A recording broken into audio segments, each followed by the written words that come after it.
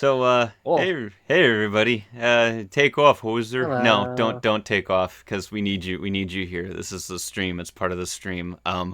Welcome back. It's Riff Ponies Watch Along. I told you we'd be back and we'd return, and we did. We came back. Woo. It's a joy to be doing this again with all of my friends, of course. I'll introduce them in a moment, but if you haven't been here before and joined us for a past Riff Ponies Watch Along, this is a show where I gather a bunch of my friends together and I force them to watch movies and force all of you to listen to us while we watch movies. I'm South Penswell. I'm one half of Riff Ponies, you know. I also run social media and PR for HarmonyCon. You also know that. Go to HarmonyCon and all of that junk.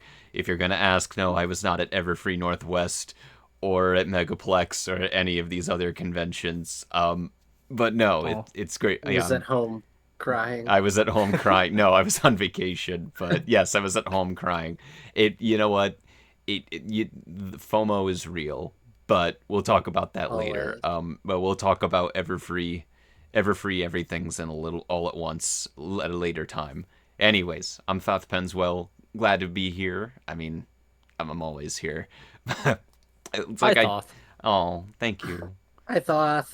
Oh, God damn it. as a good transition, that's a good way of taking the spotlight, the glaring glow of the spotlight off me and putting it onto the people who really deserve it, my friends. So first, to the right of me, who are you, Blue Horse? Tell me who you are. Hi, I'm Blue Horse. I'm Banquo. Today I saw The Crow 2024, and now we're What? gonna watch a better Wait movie. a minute. Hold on. We have to stop the I'm so stream now. sorry. Why the fuck did you watch The Crow 2024 in a theater? Because it was playing, and I was curious. That's Time for a not a good reason. No, you know what? I respect it. I need to ask two follow-up questions. Number one, what did you think of it? I I did not think it was as bad as Madam Web. Well, that kind of sounds on par with what I'm hearing, actually. So fair enough. My But second, also, I'd like to put hmm, up front, I have also not seen the original, so my hmm, opinions about The Crow is probably one from a very unique perspective. interesting. That was kind of me when I saw the Suspiria remake. Mm. No, nobody knows Suspiria here, but it's a famous horror movie. They did a remake of it. Luca Guadagnino, a oh god, I think he's Italian. I can't be entirely sure, but Algernon knows it. Algernon Of knows it. course, Of Algernon knows it. Yeah, course you yeah, would. Algernon knows Suspiria. Um, Shout out to Algernon, our resident other film expert and film trivia expert in chat. Always lovely to VIP. have you. Yes, very true. Um, the so I saw the remake by Luca Guadagnino. He also directed "Call Me by Your Name," Bones and Mhm. All. He also directed Challengers. A Challengers moment. We did it, everybody. We'll have to watch that in Of here course. sometime. But And anyway, check. I watched the remake first with the specific intention of not having my perception of the original movie like clouded, and then I Mhm. didn't like the remake, and I saw the original and I loved the original. So Ah. shrug. I need to rewatch the remake, but in anyway, we're getting off track. Tell Yes, lovely next. folks out there. Well, Van, you didn't introduce yourself. Oh, I had to ask you another question. Wait, my other Oh, question was, okay.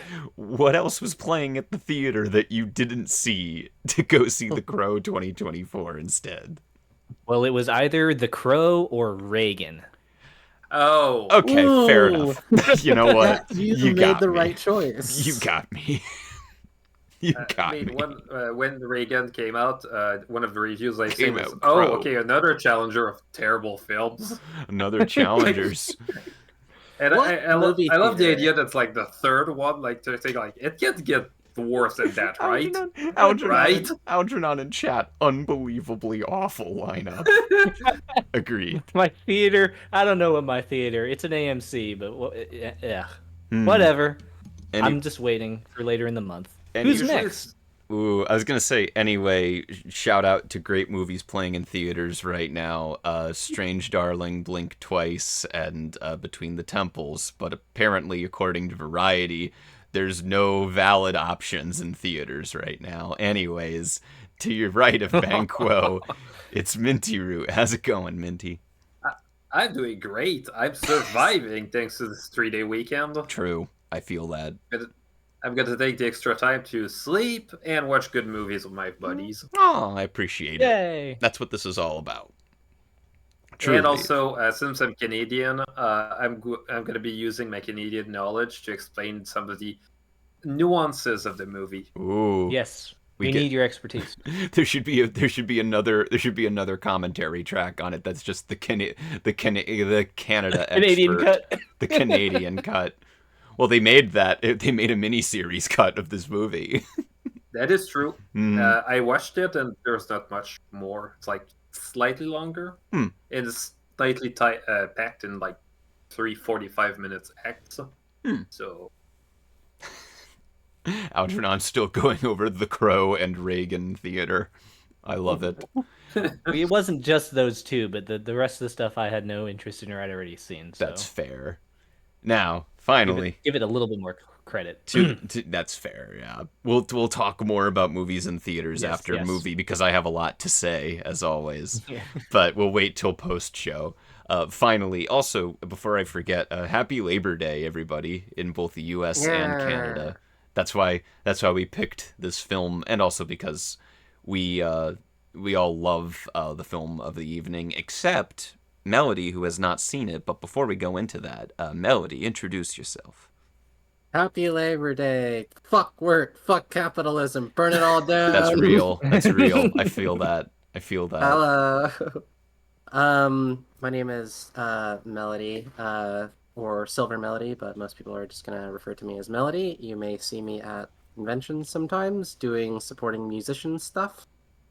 This last Everfree, I was a little in my little Amity cosplay during the first, so I'm having lots of fun in this fandom, and I'm happy to be here. But I'm also very sick from Everfree, so if I'm not talking or if you're like, "Who's that dude?" That's because my voice is fucked. But yeah, I'm happy to be here and watch a dumb movie, even if it makes me cough. Oh no. Well, if it makes you feel any better and makes the coughs any more bearable, it's a not dumb movie. It's a pretty good movie. So hopefully... Okay, good. Did I immediately just was like, I'm here to watch your stupid movie thought? No. Although it is about capitalism, so... It is. It's true. But it takes place in Canada, so does it really count? Does it really count? That's why we had it for Labor Day? Yes. Is there a reason that you had it for Labor Day? Really? Is it? Well... let me roll right into the intro here. So, BlackBerry, as I've kind of been talking up on social media, well, let me start off. So, Ban and Minty and we all have familiarity with this film. What do y'all have to say about it real quick before I intro?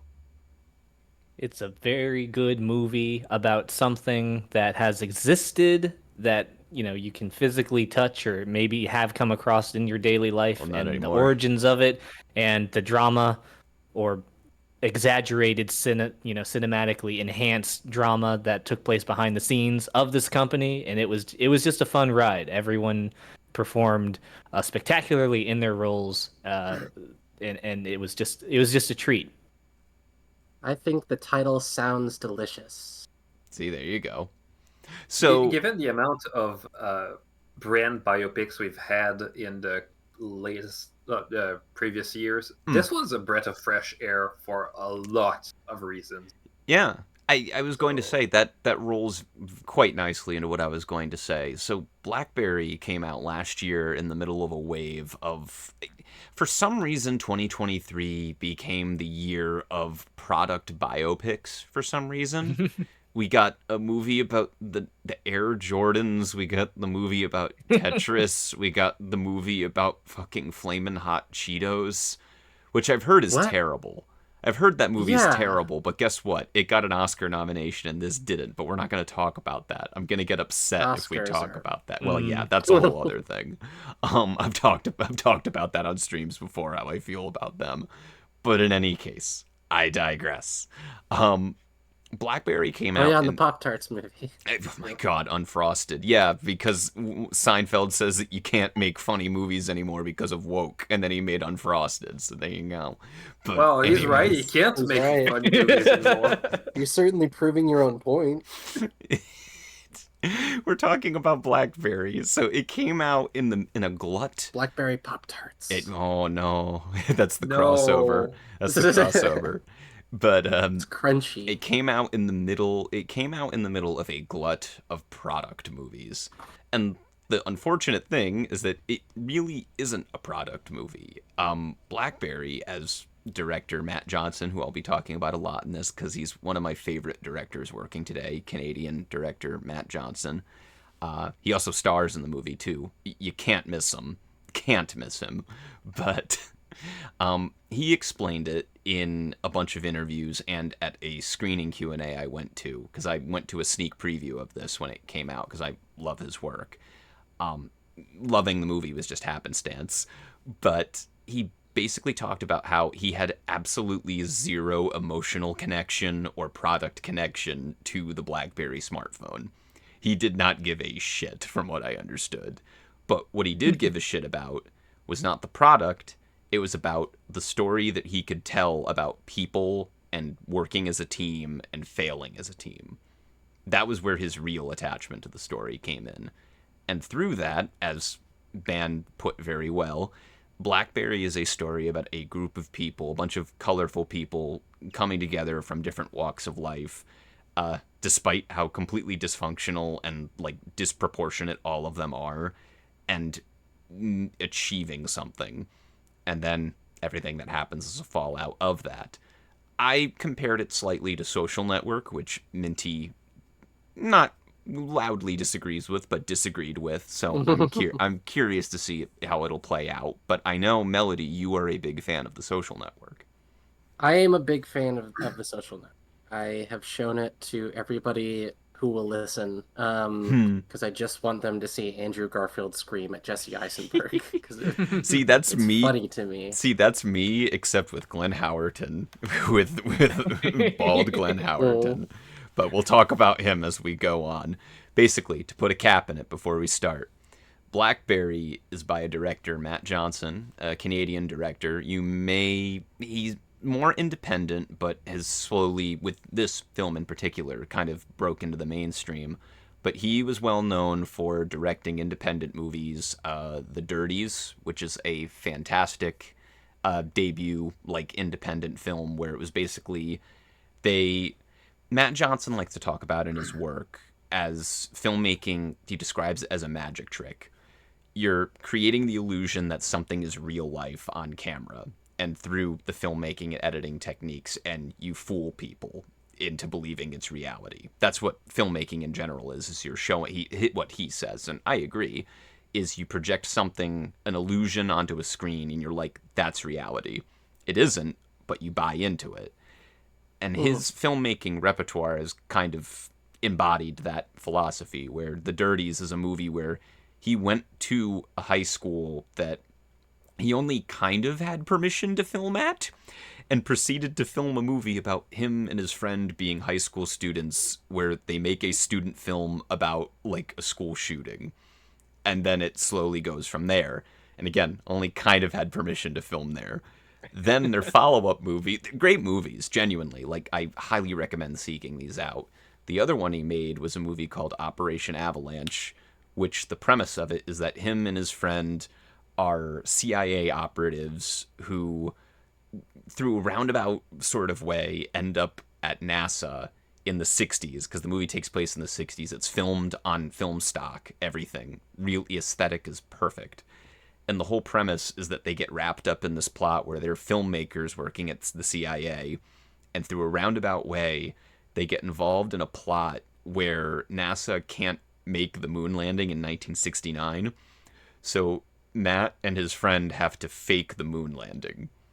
And you're seeing it filmed in a documentary style in that movie, and it's sensational. I argue it's one of the best found footage, quote-unquote, movies that you can find.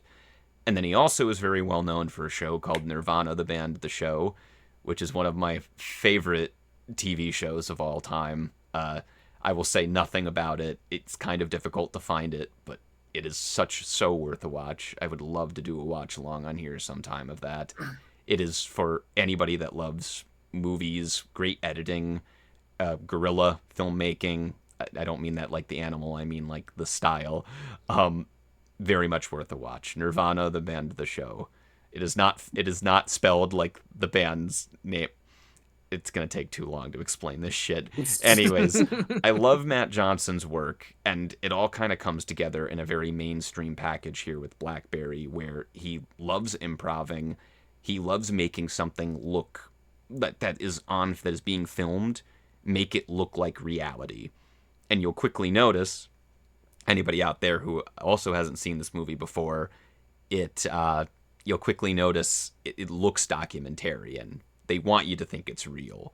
And there's also a great disclaimer coming up right at the start of the movie that says, everything here is a fictional retelling of people and events that took place in Waterloo, Canada. And it's so funny because at the screening I went to for the sneak preview, Matt Johnson said something at the start where he's like, so you see that disclaimer at the beginning of the movie that says everything here is fictitious and is a dramatic retelling? He immediately goes, my lawyers told me that we had to put that at the start of the movie so we wouldn't get sued. Yeah. But all of the shit that these guys say in this movie, they actually said it. So, take it for what you will. Take his philosophy of cinema as magic tricks and illusions into mind. And other than that, incredible performances coming. Amazing script, amazing composition with this movie. It's just everything done rock solid. Excellent. It's a great movie. So without further ado, let's do BlackBerry. So let's do it. So let me enter. All right. So I'll count us in here.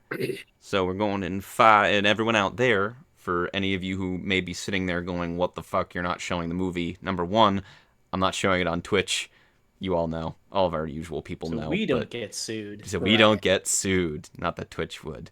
But if you'd like to find your own copy of this, it is streaming on Hulu currently right now. So if you have Hulu, or if you have Disney Plus, I think they bundle those now, jump on Hulu and pull up BlackBerry. Great film. So I'll count us in here. Do in 5, 4, 3, 2, 1, and we go. And there's your disclaimer right off the bat. So as he said, if you're not watching along, you could just listen to us ramble for 2 hours. That's cool too. Some people do, which I appreciate. Some people just nice like to have in the background. Yeah, some people just like to hear us talk, and I appreciate it. Whoa. Moving pictures. Yes, that's what a movie is. Oh my god. Movie moment. I didn't know there would be moving in this movie.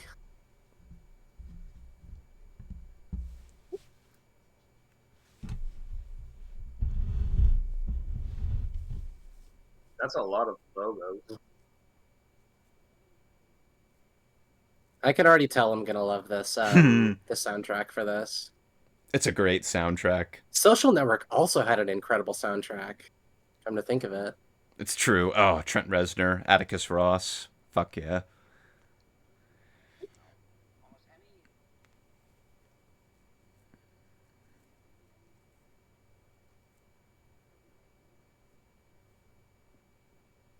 I have a feeling all this talk's going to be plot relevant. Oh, that's a great shot. Horse. We're in the car and we talking about evolution and progress, and we pass by the horse buggy. That's great. It's little known, but cars actually are a thing in Canada, so... Oh, that's fair. Yeah, I'm so glad we have you here, Minty. They brought that scene so the American audience would know a bit better what kind of technology we have. Mm-hmm. Sega rally. Medium right turn, maybe.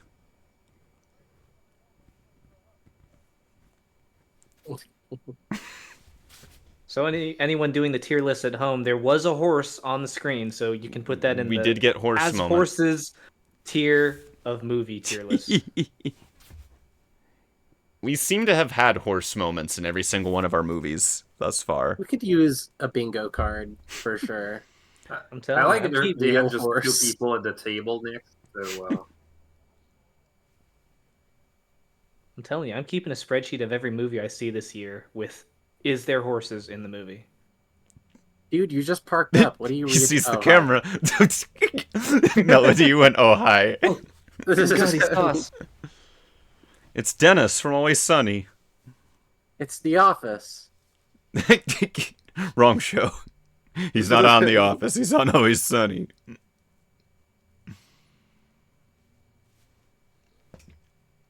And see, like, it's all very documentarian. Like, this is not how you shoot a narrative. Great frame. When there's one brony left at the convention and the the new Doom t-shirt just fits it. Exactly.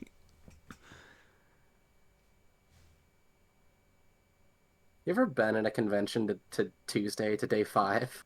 It's like that. You're Yep. the only one wearing an MLP t-shirt and just like there's nobody in the lobby except for like Focus on the Family. Like That was corporate HarmonyCon. business. that was HarmonyCon.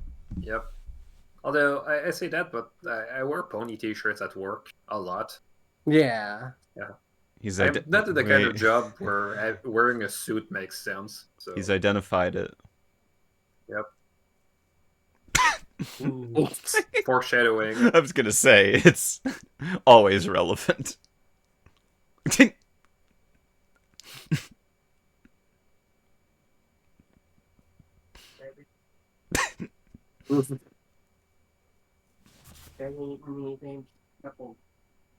It's quite interesting as a scene to set the characters, the way that they set it up.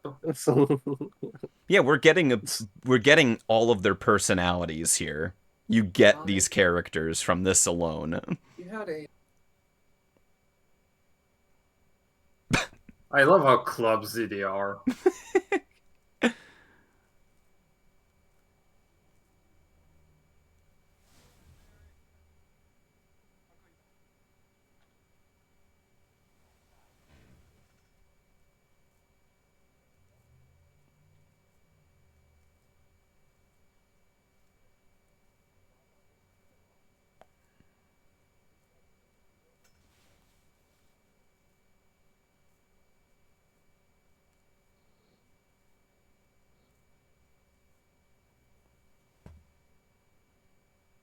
Huff, huff, huff.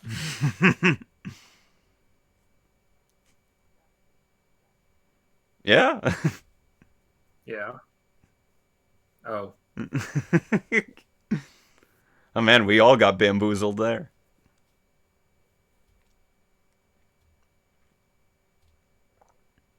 He shaved his head for the role. He did, yeah. I thought for a while he did a bald cap, but he did shave his head for it.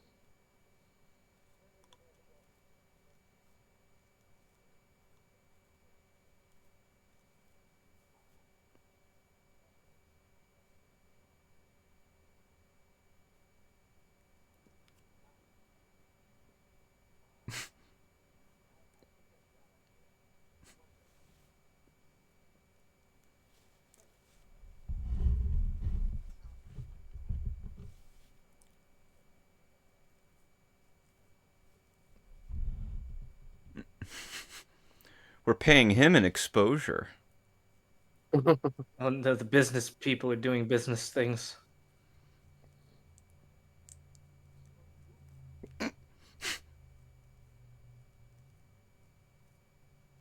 Ooh. Ooh.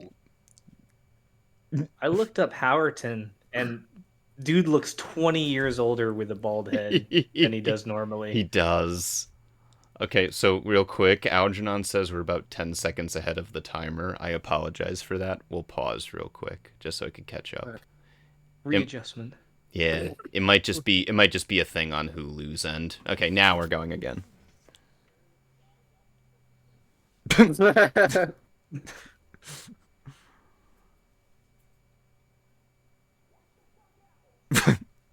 Oh shit!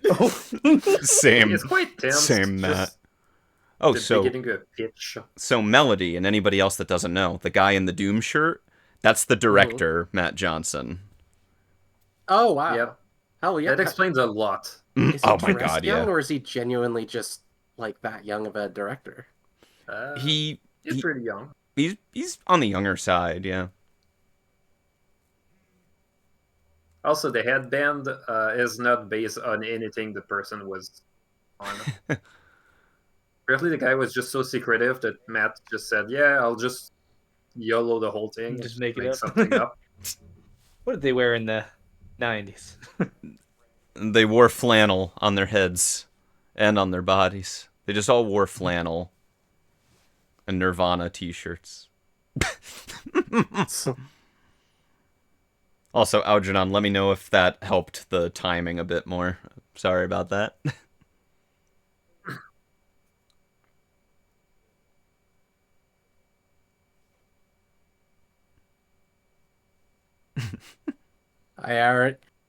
Listen, an actor who can make me hate them immediately is a fantastic actor. Oh, just wait, Melody. This is a legendary antagonist performance.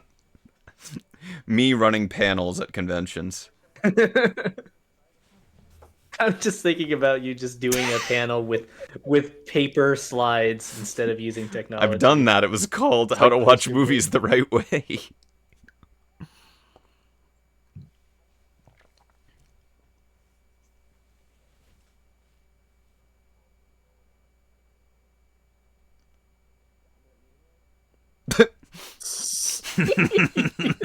Oh my god. Yeah, fuck off.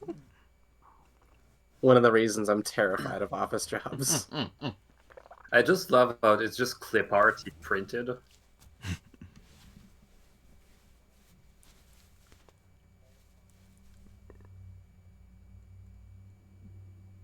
Damn, I wish. Oh fuck, there's free internet everywhere, guys. Oh, is he one of the internet is a fad? Oh, jeez, no. You lost him. You lost him. Damn. Of course he hasn't.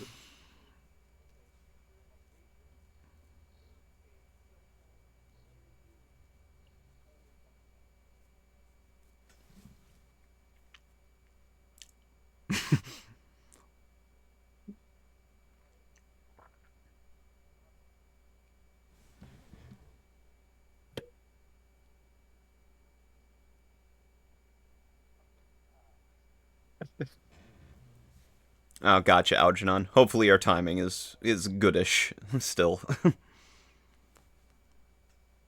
Oh no. Here comes Uh-oh. the bigger bosser business guy. The bigger bosses. The finaler bosses.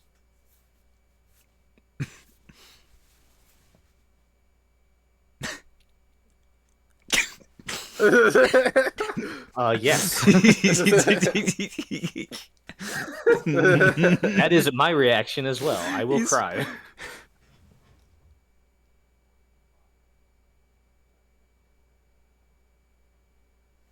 I fucking hate business people. Oh, you're gonna love this movie, Melody. Oh. He's doing it all.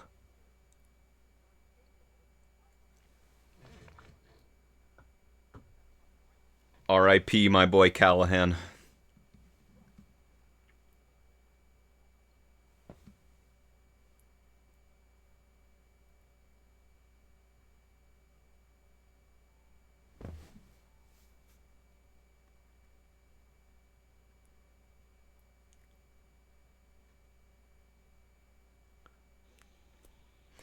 And we get an opening credit montage. Great. Nice. What movies have opening credits anymore? Lots of pop culture elements. And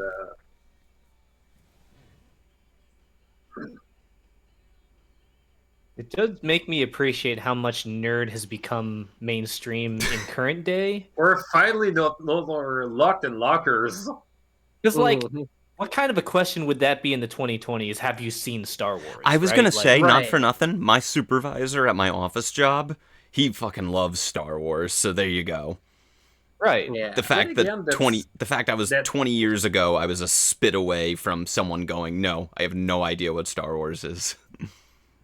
Then again, that scene is set in '95, so I mean, Star Wars was a Hack the massive planet. pop culture event, but we gotta watch Hackers in here sometime. Mm. Oh yeah, also from '95. 96. 96. Close enough.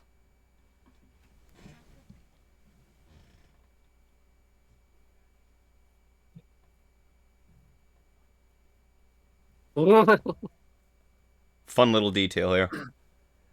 In the back, there's a bird. There's a bird ADR. That was a scene. That was audio from a scene from the first movie Matt Johnson made. Ooh. Yeah, That's that was interesting. him. That was him squawking as a bird in the parking lot.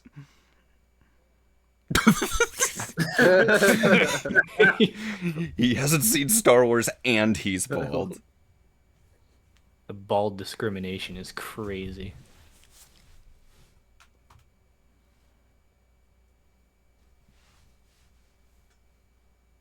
I thought you were going to say something like, if you'll notice in the background, there's a bird, which is a reference to the fact that birds aren't real in Canada. Birds are not real. But horses are real in Canada. Birds were only created after the creation of the BlackBerry. Is that a coincidence? Oh.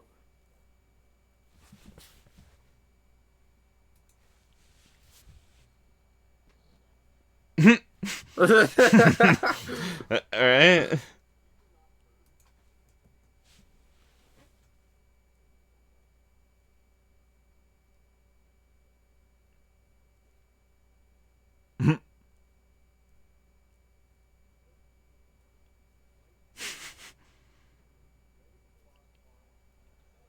Yes. Letterboxd. Me moment. Take note of that. Yeah, Me exactly. moment.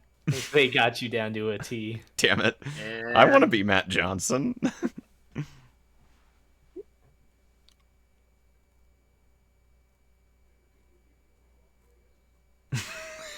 That's clearly pen and scan. How could he fuck it up? Bad I've actually been dates. rewatching all God, of it is the me. Indiana Jones and the Star Wars movies.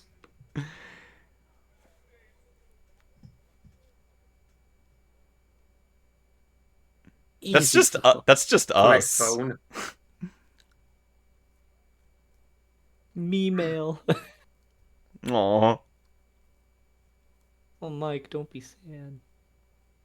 Oh, look at that little exposition. They didn't have to say anything. They just showed a newspaper Mhm. article. He was the gifted kid in high school.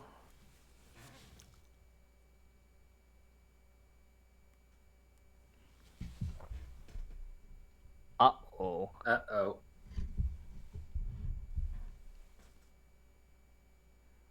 So, supposedly there is like an extended cut of this movie, or there was a deleted scene that showed him getting fired.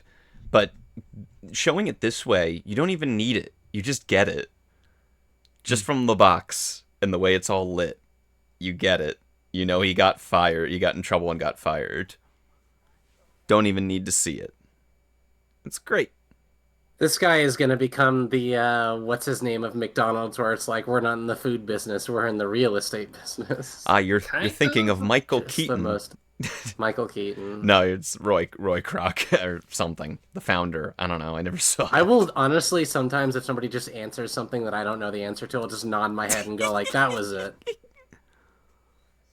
Well, If they hell say it yeah, with they're gaming. confidence, you know? They're It's the hardcore TikTok gaming. effect. Is that Honestly. StarCraft? Maybe? I think it's Command and Conquer. Oh. Yeah. Apparently, that's not the right version that they're showing here.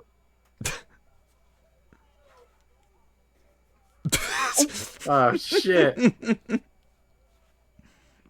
Boys' sleepovers be like.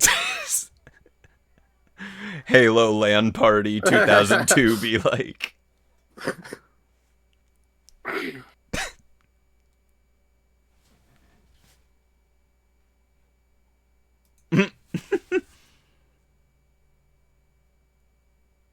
So we Just, gave him a fake phone number? no, it's Oh, he crossed out the... yeah. Yeah, I see. Yeah. Oh, yeah? You'll leave... Yeah.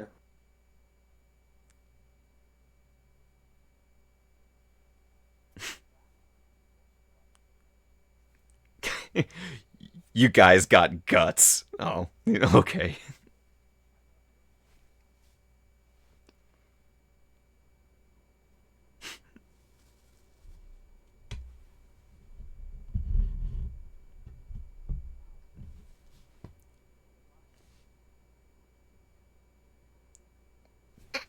Ooh, mug. Damn. Like.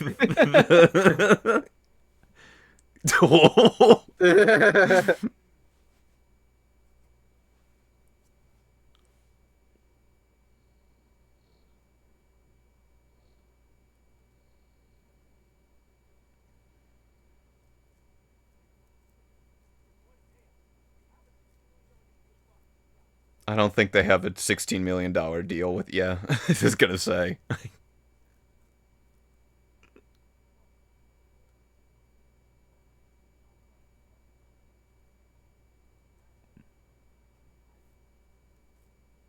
Like me. But I'm bald. I'm Oh, bald, you. Jesus, dude. Do it under the table. Hey, shout out to his Teenage Mutant Ninja Turtle wallet. Let's go. Listen, I totally vibe with it, but this is... Same. Oh, my God.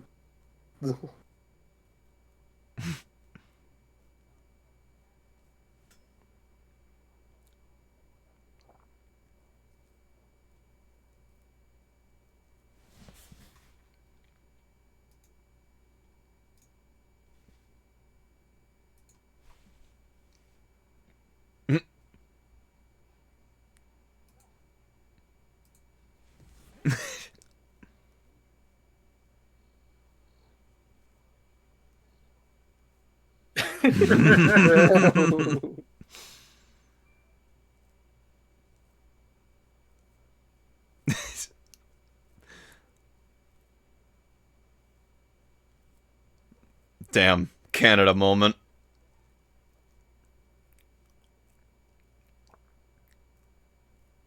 Bye. Bye, fucker. That's an old Roll twin. credits. And then we never see him again. Yay! And that's how BlackBerry was made. Yes. Very sassy man.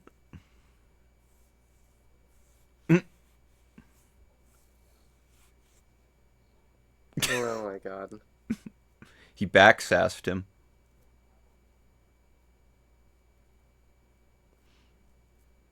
Oh, they're playing Doom. Doom. Could a BlackBerry run a Doom? I think so. Probably, yeah. They've gotten calculators to play Doom, come to think of it. I could do that in my old TI-84. Oh, you could Doom that? I could. These are the jokes, people.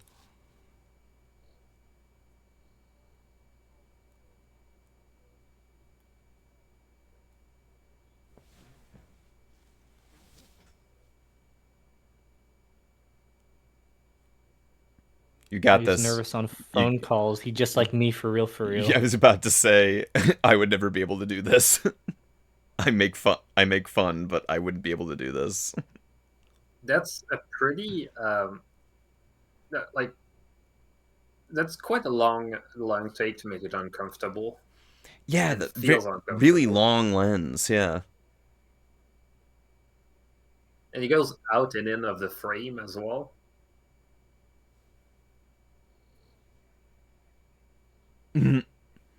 Like they're shooting from across a room at this point into another room. On the way it's lit. Look at this. The flashing light. Yeah. The red.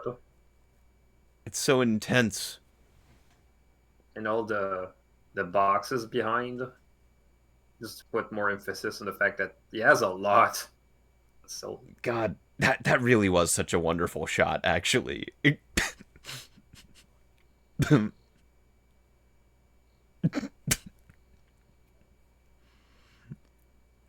I've seen that movie. Damn it, this is a me movie. Fuck. Glengarry Glen Ross is a great movie, but it is a bunch of white boys talking about shit I don't have a single clue about for 2 hours, but it's acted well and written well, so it's okay. I recommend it. David Mamet.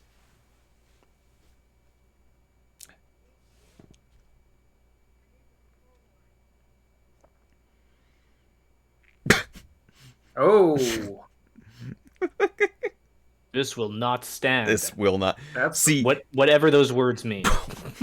you're gonna make I my. can't leave the phone. Someone's wrong on the internet. You're gonna make my girlfriend, who's in the audience and is a big Star Trek fan, very upset talking like that, man. I am sorry. Oh, you're fine. Please explain it to me at Ciderfest.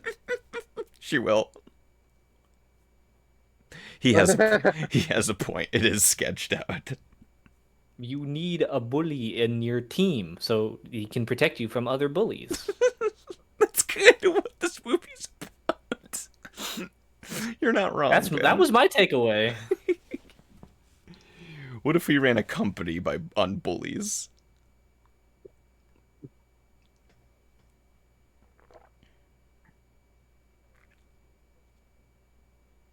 Oh. And this the end of our era. Melody's like, they're gonna do it, aren't they? Well, of course they're gonna do it. That was clear. It's just watching the end of, or like the creation or the beginnings of our current oligopoly that we live in. Yeah.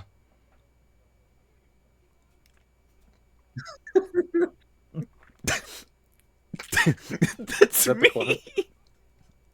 It's Wall Street. It is Wall Street. Oh my god. Fuck.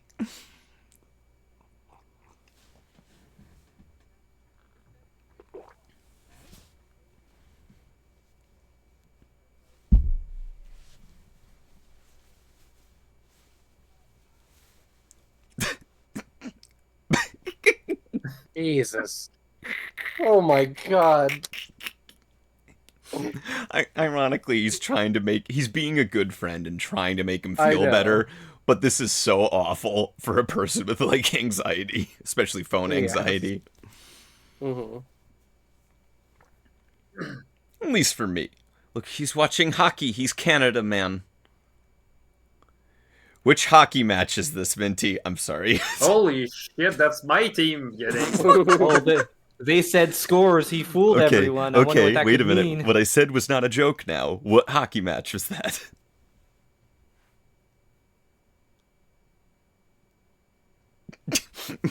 Oh my god.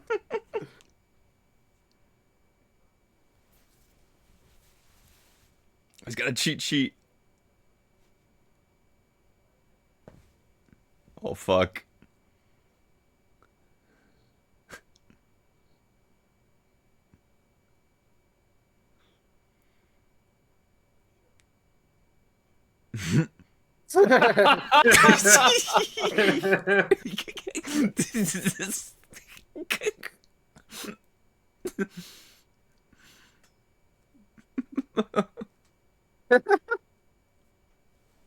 Yeah.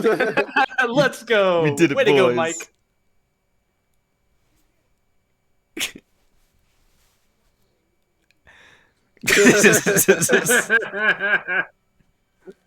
Car interiors used to look like that. Another thing I appreciate about this movie, its soundtrack picks from its era are not obvious nostalgia baity ones. It's music of its era, and I like it. It's not obvious stuff. Do you think they went with stuff that was less nostalgia bait just because of the low budget? That could also play a part in it. But he did... Because I feel like it helps. But Matt Johnson did talk about that he did have to, like... They kind of had to fight for some songs to end up on the soundtrack. Which I think I read they removed a lot of the...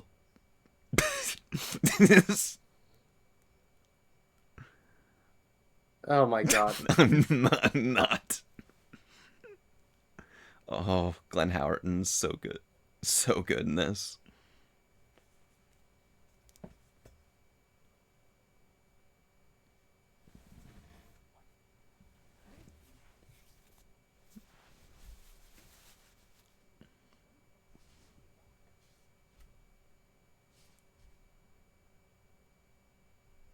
Oof.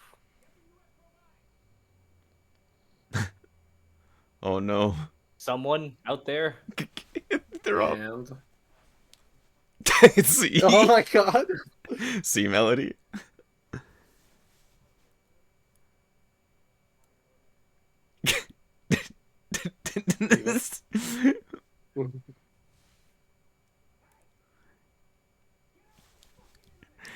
Preach.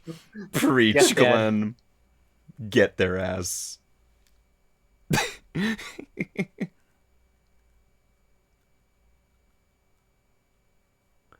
How's that not a forum weapon already? Just a gif of that line. That needs to be all over Twitter tomorrow. That'd be perfect whenever someone's too addicted.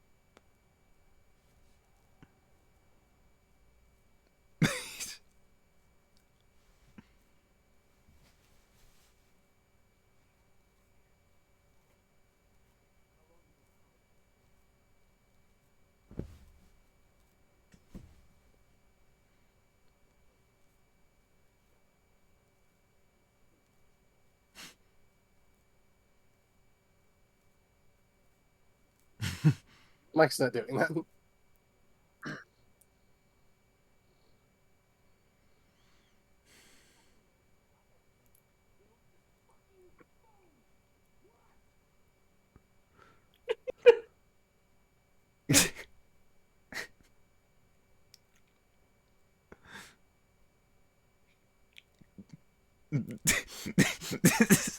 He asked for no pickles on the hamburger.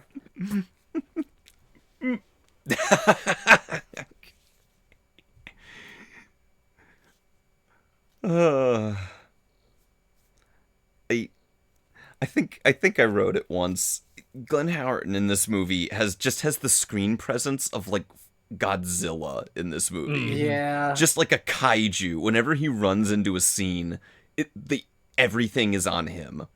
The energy, the tension, everything, and he destroys everything in his path. It's great.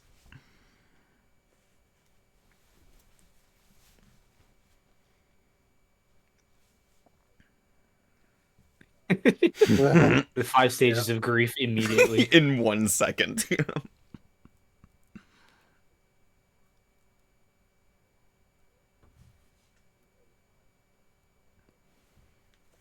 Bingo.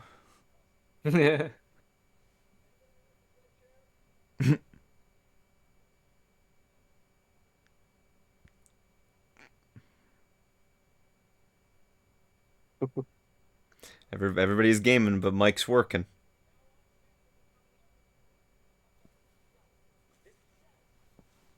Hi, Shelly. Hi, Shelly. Damn it. Oh my god, woman. What do we do? Oh my god. God. Panic. Women moment.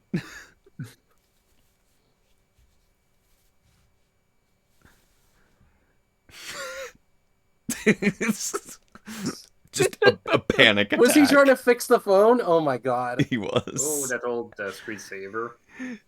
Just you ever get yelled at by like a boss or higher level worker, Yes. and you just have a panic attack in 2 seconds like that? That's why I haven't said shit since he started yelling. Fair. PTSD. A little bit. I have bosses like this. I have producers like this. So bad.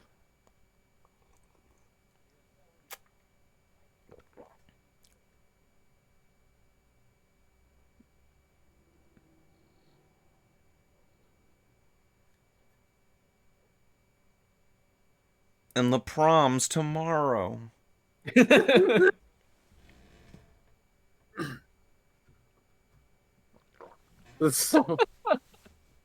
love those small moments of character.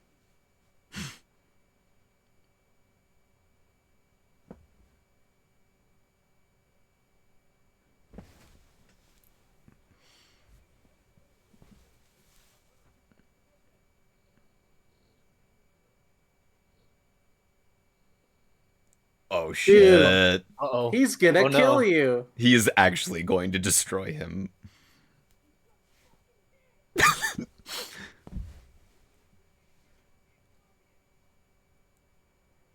What do you want me to do? It's all power plays between these characters. Every character, really.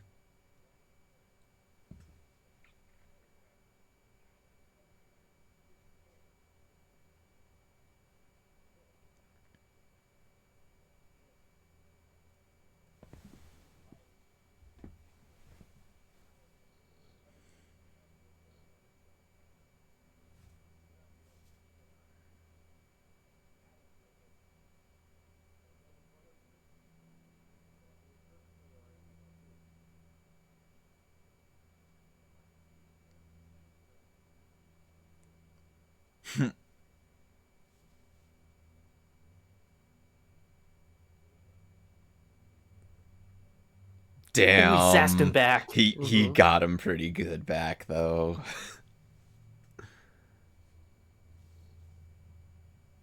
It's pretty good because the conflict between the two characters is very straightforward.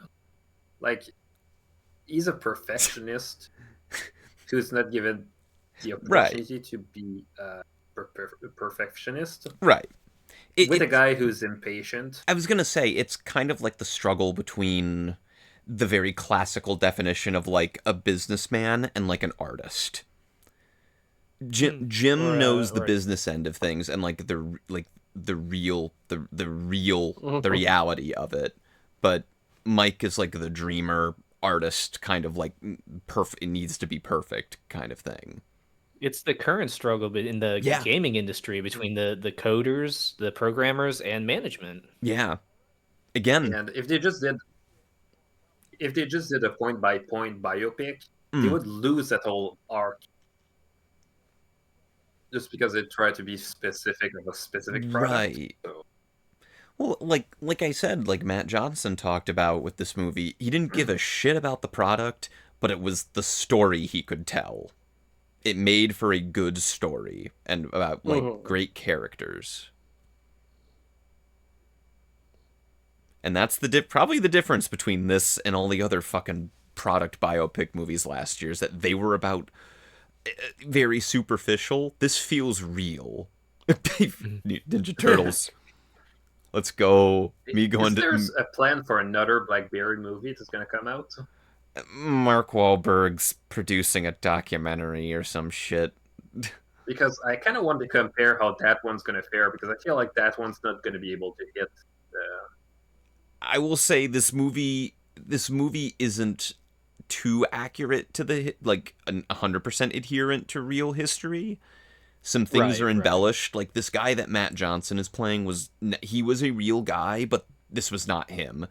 Apparently, like, there was so little information on, like, Doug as a person that Matt Johnson just kind of went, I'm just going to play him as me.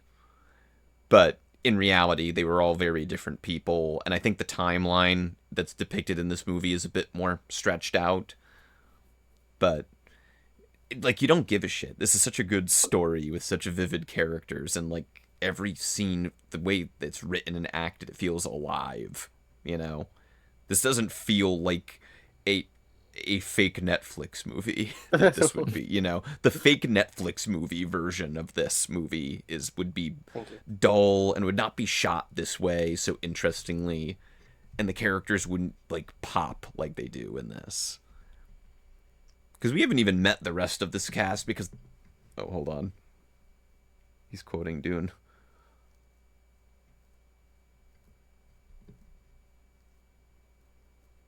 See, I told you.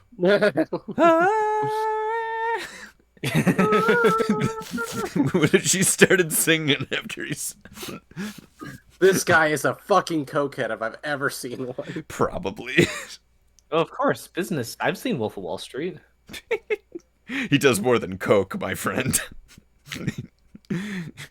Leonardo DiCaprio does more than coke in Wolf of Wall Street.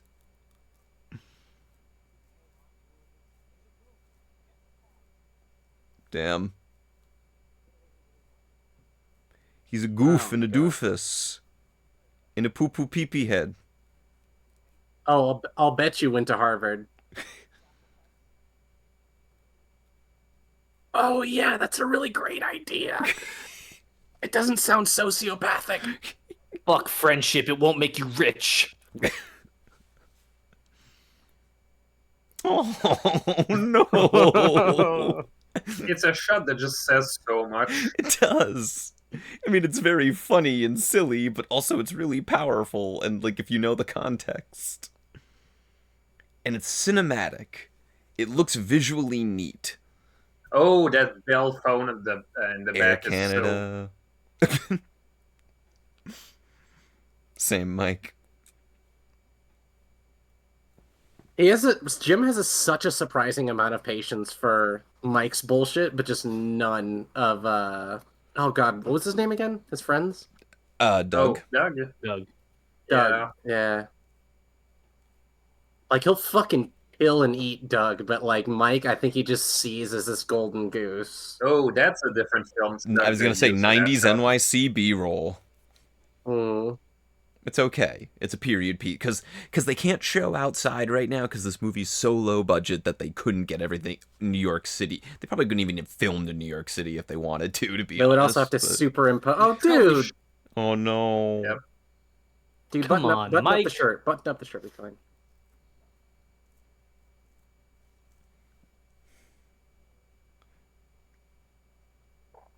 This...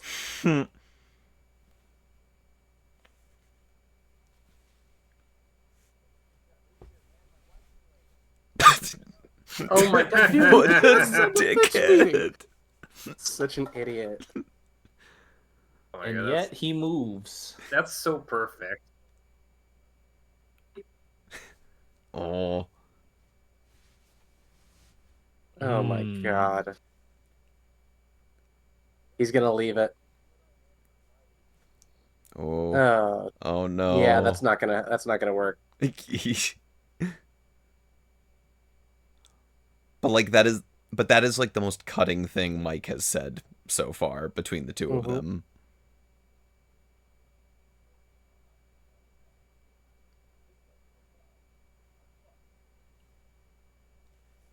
Well, you know what?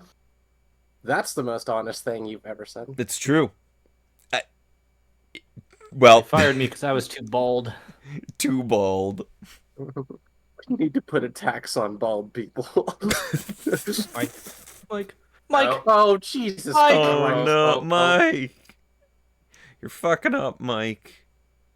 I am going to lose my mind watching this. Oh, this no. movie is intended to break me, and it's going to. I feel like I was carrying it as a backpack because back then they would still use suitcases.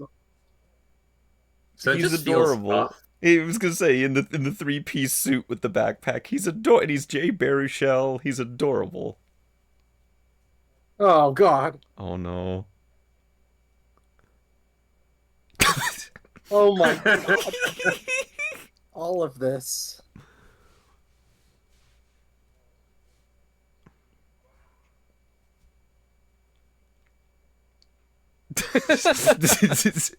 I am human. God, He had to. Howerton is so good. He had to reset into human mode and not monster from hell mode for a second. We watched a human being reboot. Where the hell are you going? He's gonna go get the phone. He's gonna find the. It's really easy to find one specific fucking taxi in New York City. It's so simple. To be fair, you could probably find the number or something. It's probably also kind of stuck in the traffic. That too. It's New York City. You're not getting anywhere. He's alone. That line might mean something deeper. Business mode, activate. Bullshit mode, go. Bullshit. Random bullshit. Random go. bullshit, go.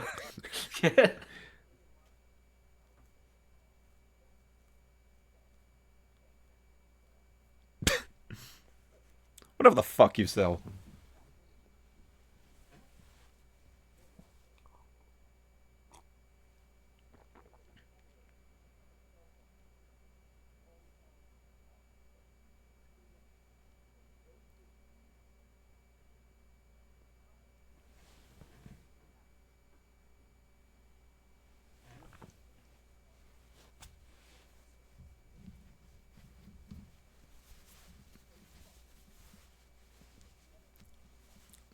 Oh. That little chuckle. Guess what? Guess what? Let me say, he is master bullshitting right now. He's he's nat 20ing it right now.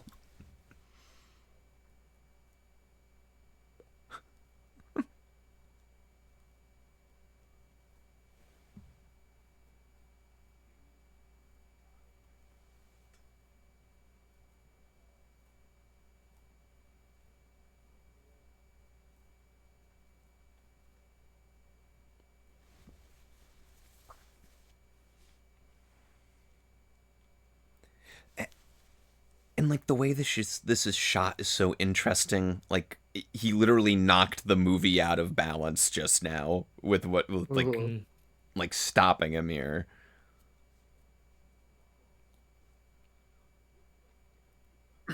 Damien Chazelle moment.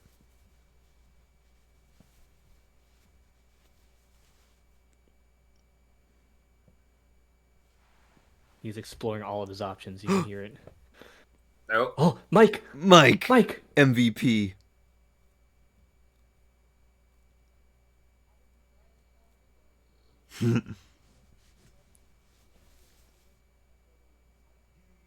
And that's why you need a tech guy.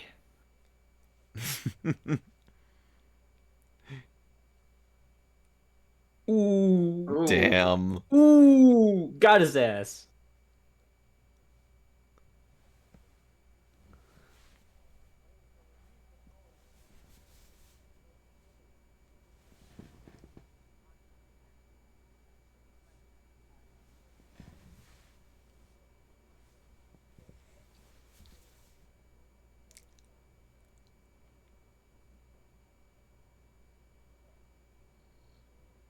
I like the build of confidence he has the moment he gets to be nerd. Right, yeah. Yes. It's really a pivoting point. Ooh, And they Jim don't takes the need back you seat. anymore. Jim doesn't like being in the back seat. Yeah, no like one puts Jimmy in the corner. once it's something that's within his world and he gets it, like he becomes a person. Mm-hmm. He shines.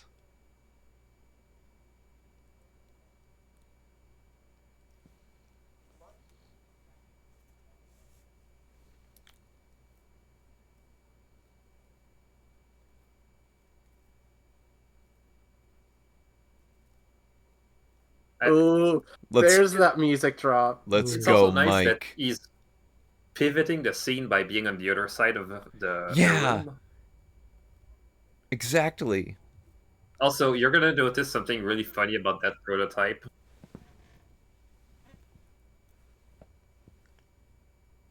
So it's a 5x5 grid of letters, right? It's missing the R key. They don't need those in Canada. Yeah.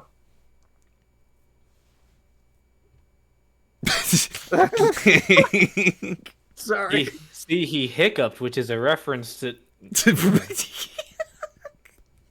Jay Baruchel. Can we get it? Y'all get it?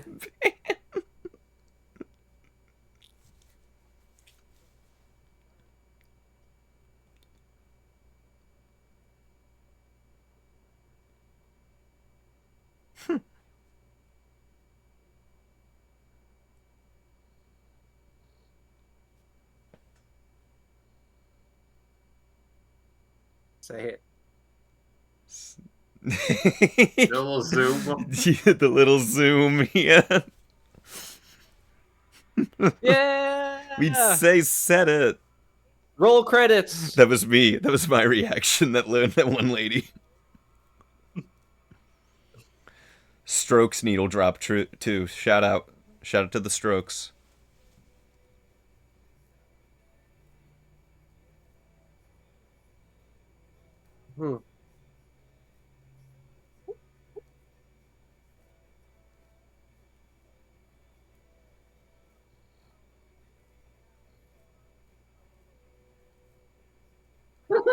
It's Oh, cute title card. Yay. that's such a good title I love card. how they kept the grain of those Yeah. LED displays. Again, in a fake AI Netflix movie now, it would be represented in a really lame effect, like just a title little thing, but they thought about He it. does get co-CEO. So did that, like, it's just to insinuate that last meeting actually kicked it into him that he kind of needs them. Exactly. Yeah, because after he forgot the phone, any other guy would just fire, but like no, he realized he needs him. They need each other. It's codependent. Oh yeah, that used to be the old logo for BlackBerry. Hmm. Yeah. Oh my god. Yeah. Fuck your third row, got it. Fuck her third row. Jesus. Nice to see Shelly still here. Yeah.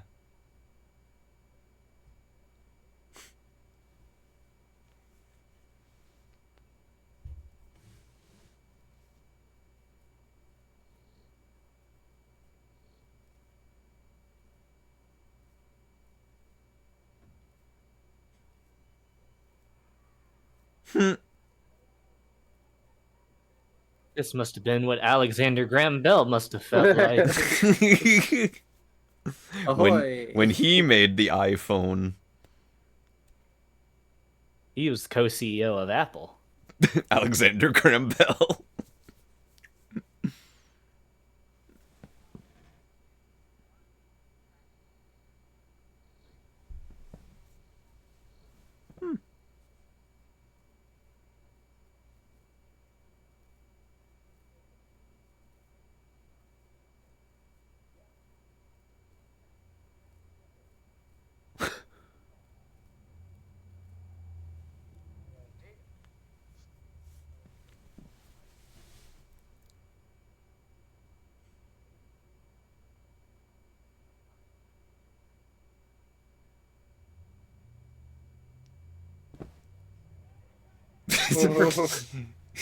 Fuck yes. I like the pause he had, realizing the impact of having I like it when they all get along. I was about to say, I love their dynamic when they like each other. It happens rarely in this film, but it's lovely. Yeah. Nerds getting fucked. Carrie Elwes moment. Wesley from The Princess Bride. Dr. Gordon from Saw. We love him.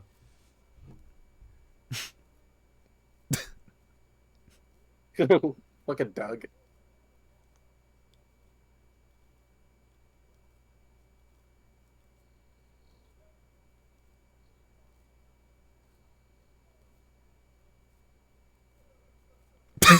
What?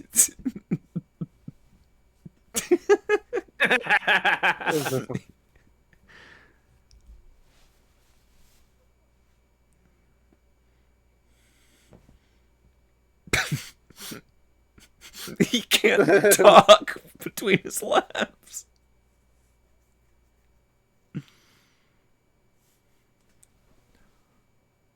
Bro invented the 2-liter Coke machine. Broke meme.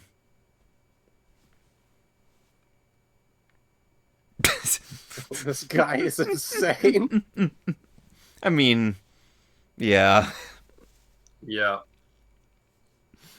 I would look at that human being and say, nah, he's not right. Algernon Sicario was invented obesity. Thank you, Algernon. That goes in the Letterboxd review, Algernon.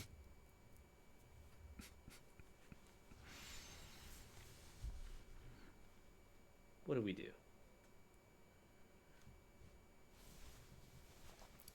Almberry. Berry pilot.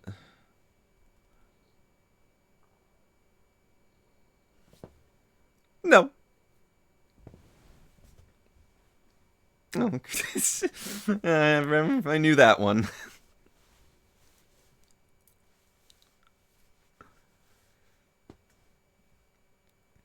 Damn. They got you, Minty. Oh my god. I'm called out. And yep, made in China. Oh.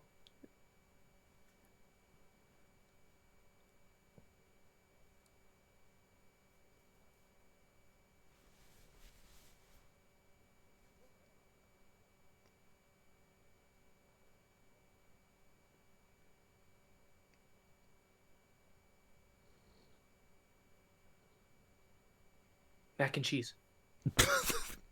That's what it's called.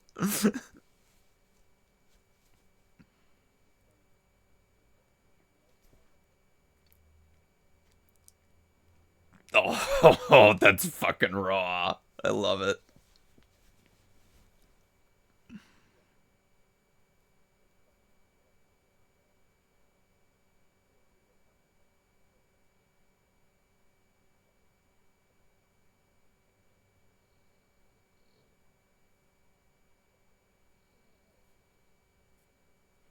And I don't like you. Oh, he'll destroy him now. He's going to snap him in half like a twig. They live. I've come here to chew ass and kick bubble gum. And I'm all out of ass. I like how they just use coffee filters to hold the popcorn. We should watch They Live. The fictional Netflix version of that movie would never do that. I love They Live. Yes, the fictional Netflix movie. The untitled Netflix BlackBerry movie. Movie night's over. Fuck He this did shit. say please.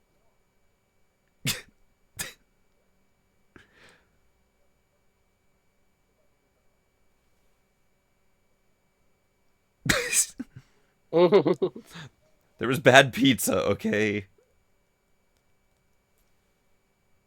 Timbits. For the non-Canadian ones, it's the Canadian equivalent of Munchkins. Oh.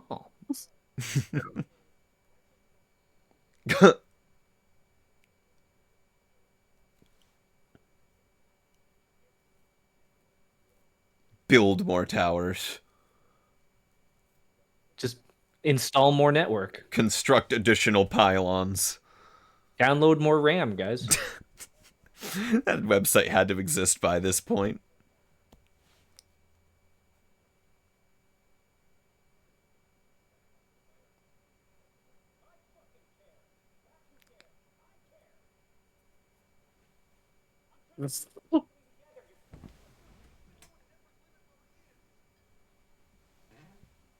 PC load letter, the fuck does that mean?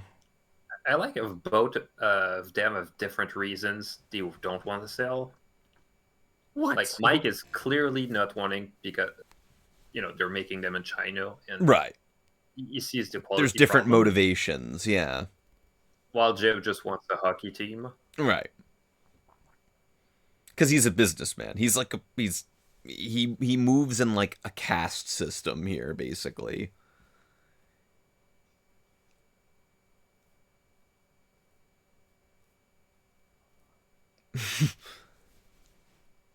He's so fucking good.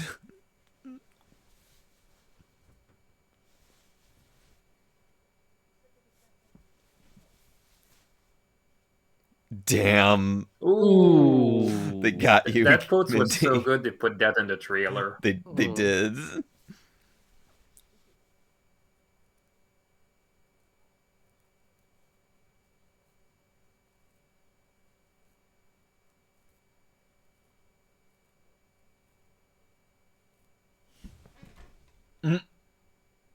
Programmer of Doom.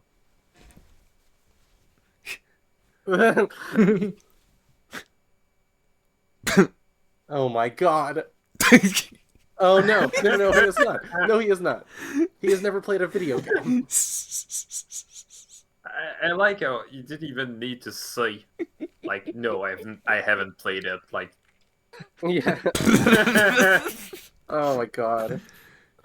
John. This movie has me too sucked into it. I just like it completely silent. It's so good. No, it's okay. I mean, as Algernon always points out, the greatest moments are when you could tell we're invested in the movie and we go quiet. It's wonderful. Dead-eyed dumb fucks. He really ate shit there.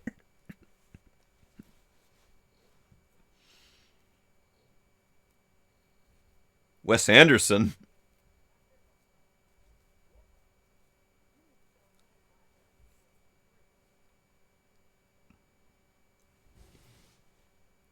What's funny?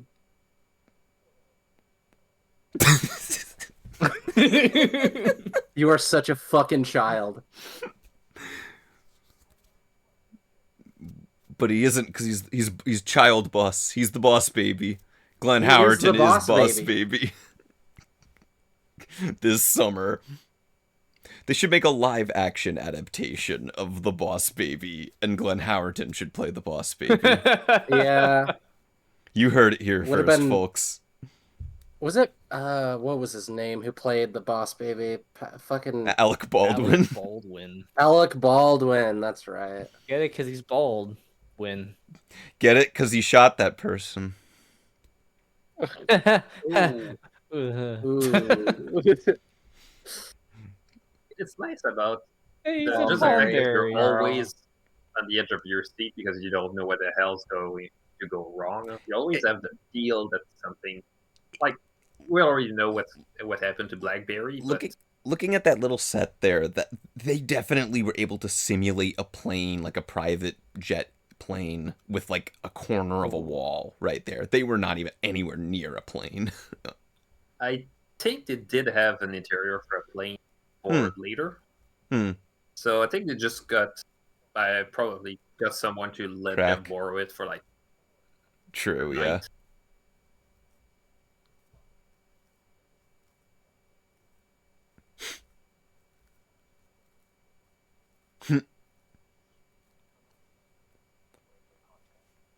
Oh, he's Google. He's a suspiciously rich brony. Close the door, close the door. There's an answer. There's an actual answer to that question. But that's just that. Yep. It's also worth noting, a lot of those scenes are filmed behind glass, so you get weird refractions or reflections. It's such an... And you feel like... I feel like a Netflix version of that movie would try to get rid of those glass just because of... They would fuck up the they would be filming it flat. None of this would look like that little thing where it focused from him to the contract and then back to the other guy in one shot, so smooth. That wouldn't be in a net. This would all be filmed flat in a big wide shot. It would suck. Oh yeah. But that's why because this it is would great. take like we need the movie to always be in focus. We got our first "Is this legal?" of Is the it movie. legal? Silence. Only an hour into the movie. Oh, he said it. He did it, Ben. He said the thing. He throws it into the plane. Throw it into the jet engine. The only thing I like about Jim so far is he is a pain in the ass to other sharks. Yep. Yeah. I You like know- to think not liking hockey is his trigger word that turns into a fucking Manchurian candidate or something. That's like what I was. activates him. to That's go what I murder was saying people. earlier. Is that like within that moment, I'm like, he has become Bane from Batman. He is going to Yes. snap his back and carry Always' back in half now. Yeah. Microsoft, Nokia, Nokia. I know those places. Nintendo. Oh my god! And How much money did they have to pay just to show that fucking logo there? Knowing I think Nintendo. technically that counts as fair use.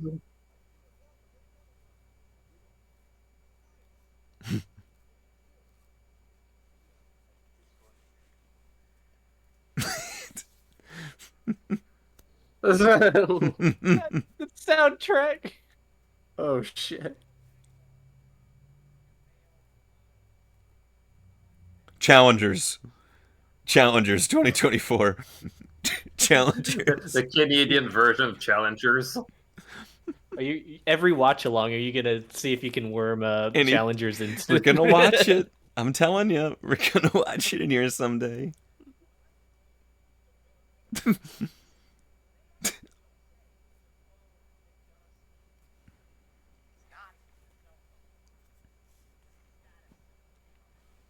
Man, what do you even call that? It's like guerrilla marketing or something? Yeah, kind of. I never went to marketing? business school. Neither did I. But I think that's the term, yeah.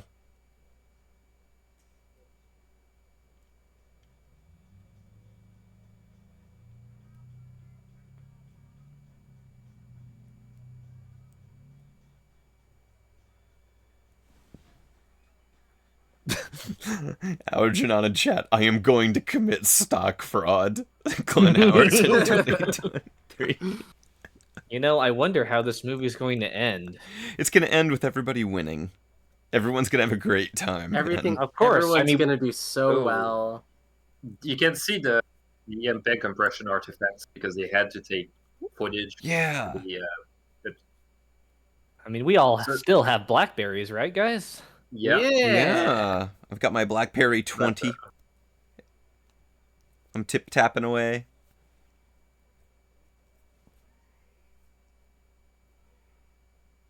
Oh no, Mike's panicking. Damn. I don't want to see how Jim's going to react. Oh, that's assertive, Mike. Assertive Mike.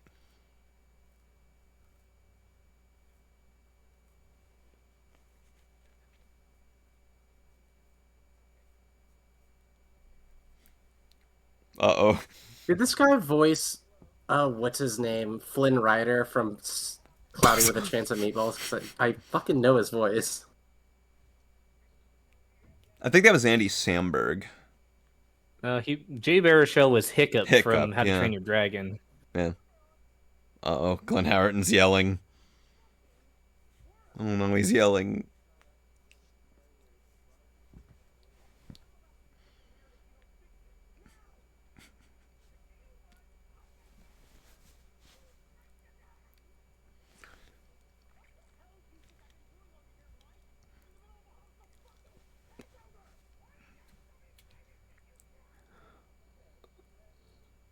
He's giving it 110%.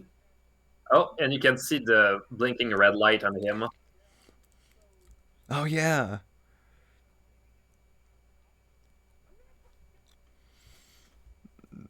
Oh, that poor phone. Oh, that poor phone. He's doing the Joe Pesci thing. They had to find back an old bell phone like that. He decapitated it. Prosy D moment. Prosy. Hey. Yeah, I remember seeing that he was part of the cast. I was thinking, hey, I can't wait to see him. He's gonna try all the Subway sandwiches again. And I think he's only on this scene in the next one.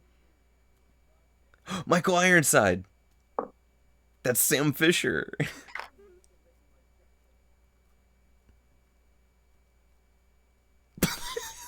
I love it. Dude, every fucking time a boss has yelled at me and I just give them that blank, oh my god, really? And Jim's like, huh. Oh wow, seriously? Mortal Kombat! How much do they have to pay for that logo? God, so much like... Oh, hell yeah, Prosy D knows. Let's go, Sungwon.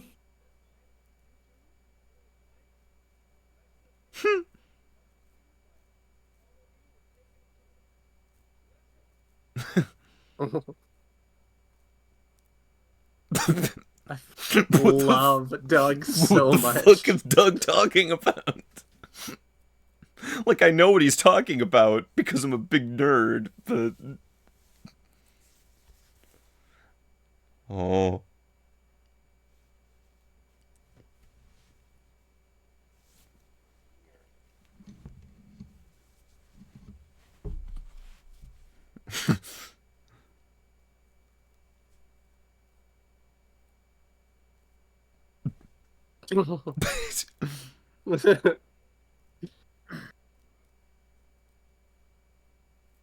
Bane?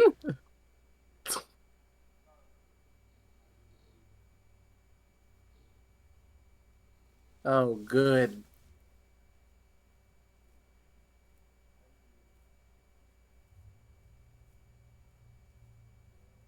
Oh,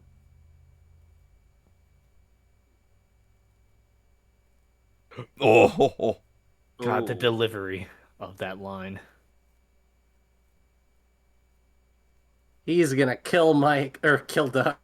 Doug is going to Or die. both. Michael Ironside is going to snap Doug in half. Oh, the soundtrack. I love it. they really like that restaurant. They really do. I get it, though. They're like The food's Seinfeld. probably good. They go to the one restaurant. Also, it's cheaper because you only have to get one location for everything. True, it works. They're in the business meeting dimension whenever they go to this restaurant. Oh yeah, That is true. I believe that is true. that is true. They basically just rearranged the way that they did they read the packages from the CD. So it would basically just swap those packages as you'd go to the level. Mike has coding friends. It's brain blasting right He now. he is brain blasting right now. It's true. I love this moment in every. Hmm. Yep, that excuse me moment where he just has an epiphany and he's just like, "This is." Oh, I like that moment. This is my favorite. No, you should.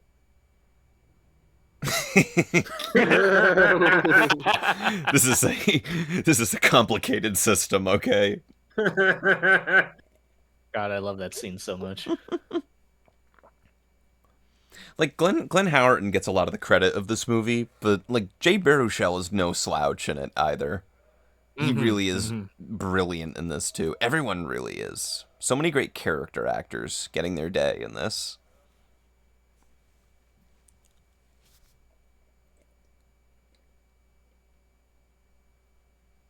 Or Mike. Just realizing that it's just not gonna fucking work. We're going to have to become corporate. BlackBerry 2023.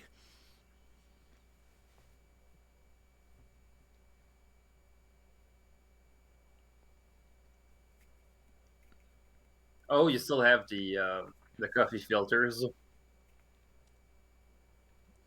And Oh god, Michael Ironside is yelling for me.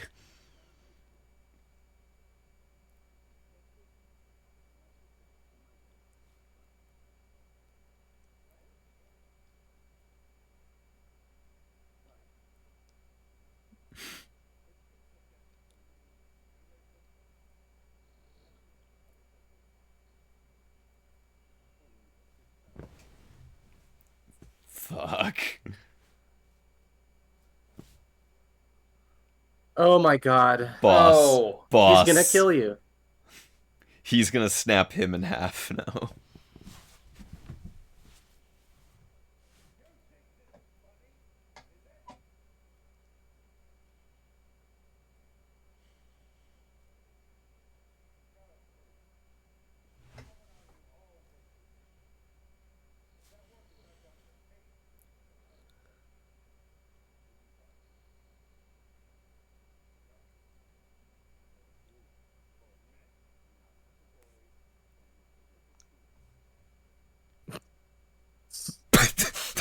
Yeah, there it is.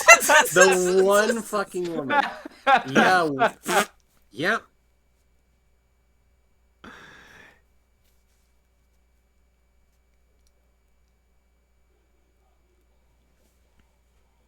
Oh no. Okay, boss, though. Boss. Yep. Teenage Mutant Ninja Turtles soundtrack. Let's go, bro. You can't tell me there wasn't a version of the scene that Matt Johnson wrote out where he's listening to the ninja rap from Teenage Mutant Ninja Turtles 2. Go, ninja, go, ninja, go. At this point, we had headphones. We were beyond like Walkmans, right? Yeah, but That's true. but That's Doug is kind of a classic Yeah. kind of guy. Doug is I kind wouldn't of a be classic shocked dude. if he was like, I listen to cassettes, man. It sounds This was better. Early 2000s still. Yeah, 2003. So yeah, the CD players are already there. I think it's just more convenient, or you wouldn't buy a car with a CD player because it wasn't worth it. Oh, the Oh, that's plunger a in the character trash moment. can. Oh. They threw the plunger away.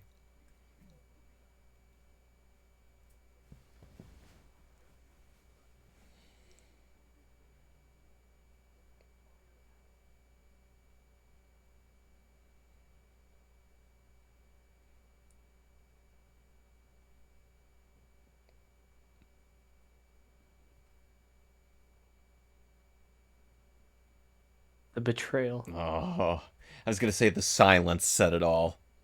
There was only one line of dialogue in there said in that like The 10 smile And seconds. then gone. that's when the soul of a company dies. You just felt everything shatter there. And the soundtrack plucking at it. That rocks.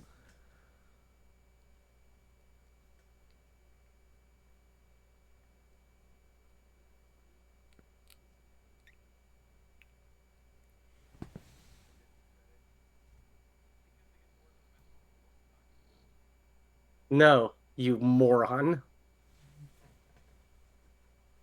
The cross pollination. He's getting some gym in him.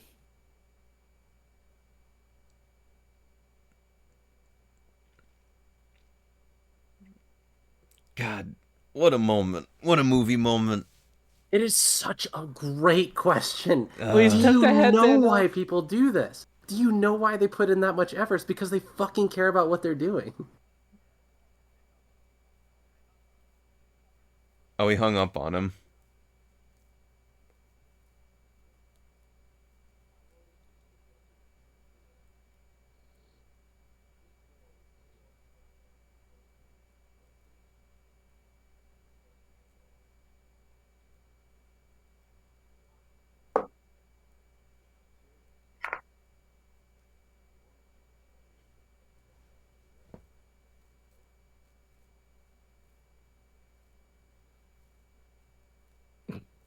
Oh, well, okay.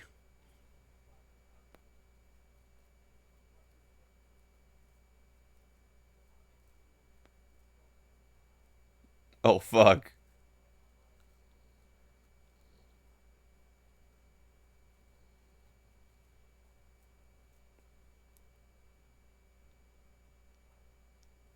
I just hacked the planet, and I'm bald. Hacker mode. Ho ho ho! Ooh, that fucking pan from the 400% increase to please sit down.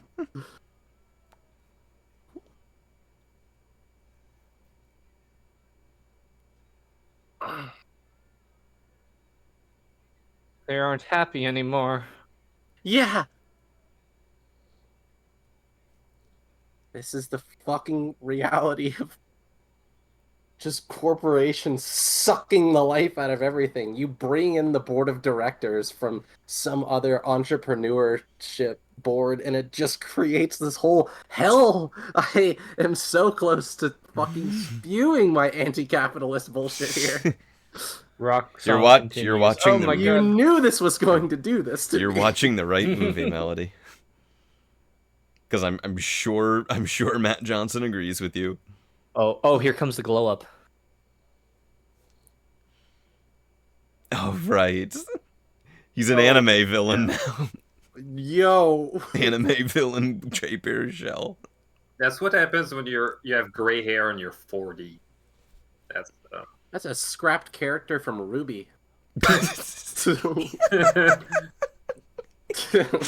looks like a character from Ruby. Look at him. He kind of does. God damn it. That's pretty good. Does Matt Johnson look like a scrapped character from Ruby?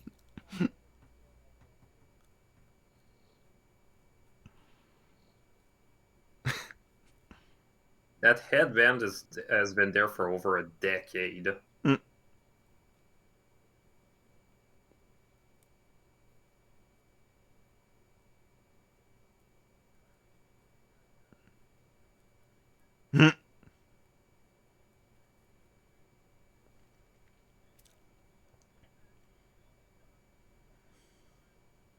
Oh yeah, for the event she did, that's Don Cherry. Mm. Used to talk a lot about hockey, Mm. and then you got a lot of people mad at him for saying that, yeah, hockey fights are really cool. You should fight more. Jeez. And other stuff. So that's quite fitting for Jim to be watching that. Plain phone moment.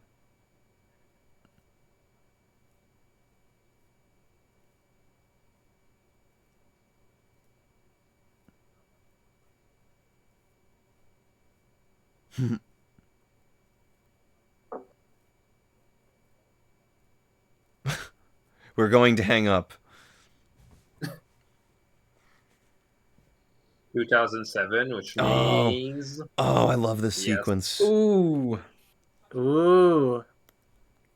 That's not good. That's not good. You know what, Melody? You just had to hear his voice and you knew the stakes of what's about to happen.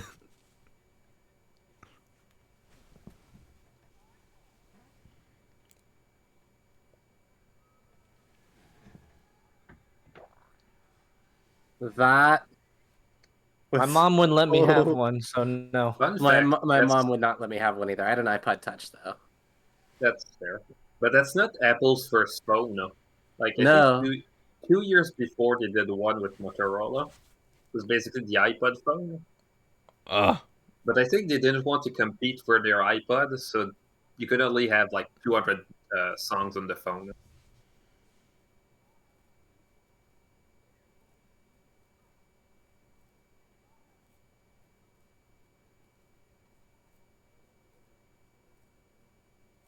Hmm. Mm.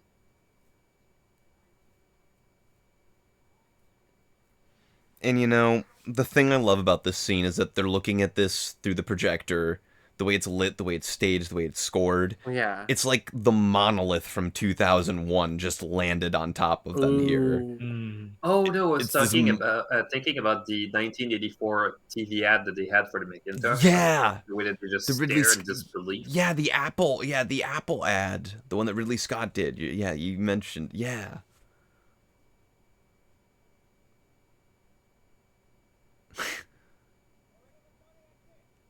Kind of weird to show the real guy and also the actor.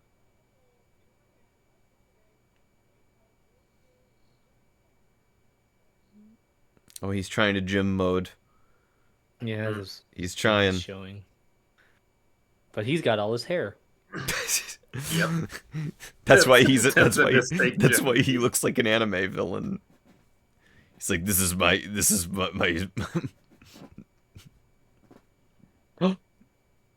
Oh. Oh my god. I heard that drop. It was the shoe.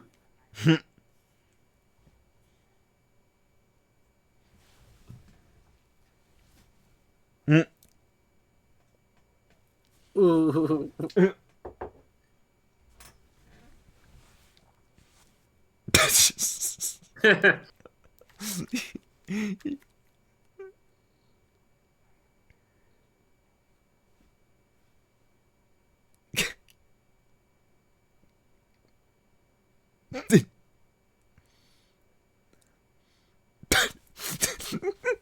Yeah, I guess I Bro, am. That one little. yikes, That's bro. Listen, the first person to acknowledge you were a founder was a member of the SEC. Not good. Bro just end tasked out of that conversation.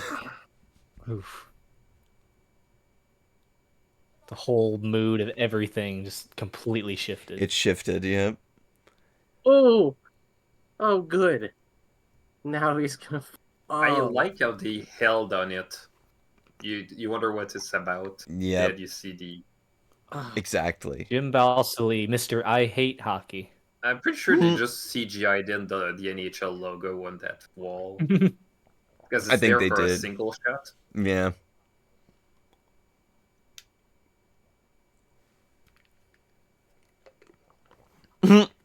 oh, this is such a good time.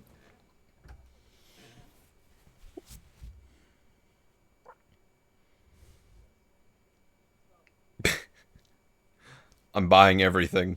Put your seatbelt on. Bro is infinite money glitch in Roller Coaster Tycoon right now.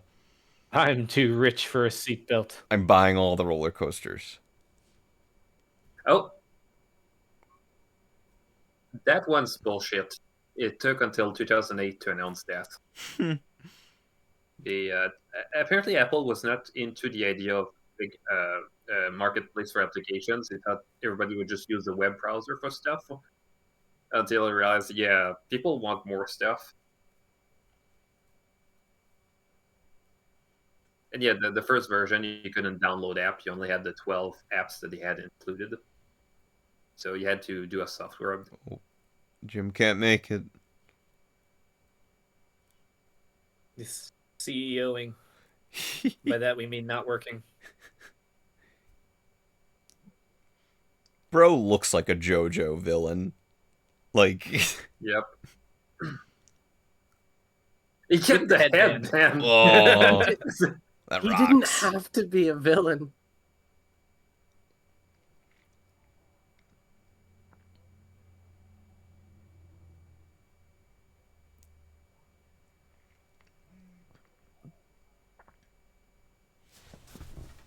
Ooh.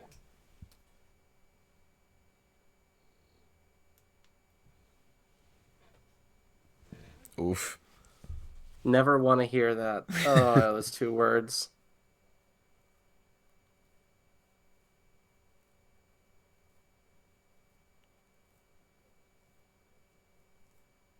Oof. Even worse question.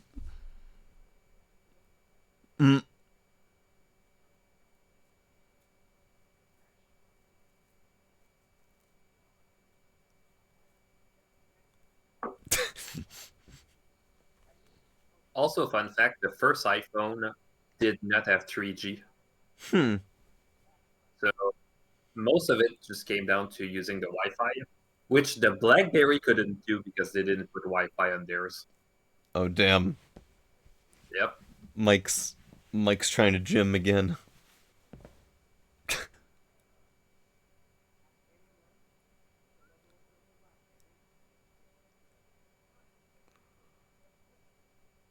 I did like that. Yeah, a lot of people do. I really did. The shift for me to the total touchpad was a hard one, but you know. Mm-hmm. We like tactile things, you know? Now that's all there is, so. Yeah. Oh well. Human beings like tactile things you can touch, you know, and actually feel. Remember when we had a home button on our phones?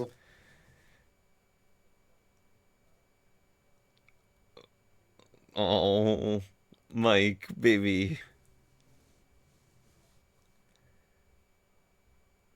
Oh boy. Oh.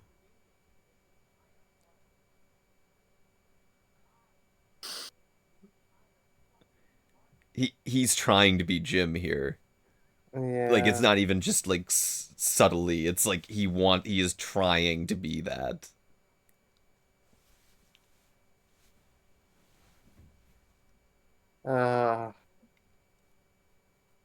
And the lighting of this, where he's looking in the glare of the projector, he's literally like a deer in headlights. He's about to cry too.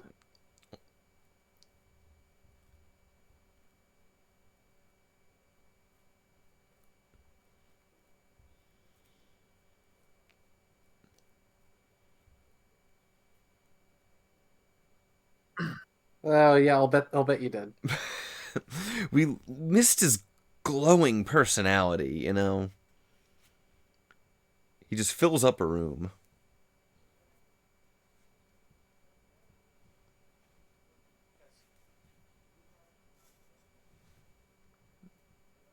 Oh no. Oh no. Oh Oh no. yes. Now he's rolling a nat 1 on this.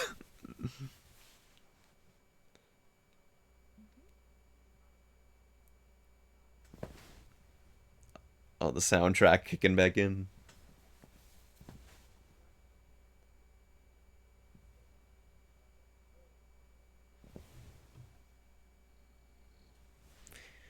Yeah, Algernon in chat. Even Doug can see that he's screwing up big time.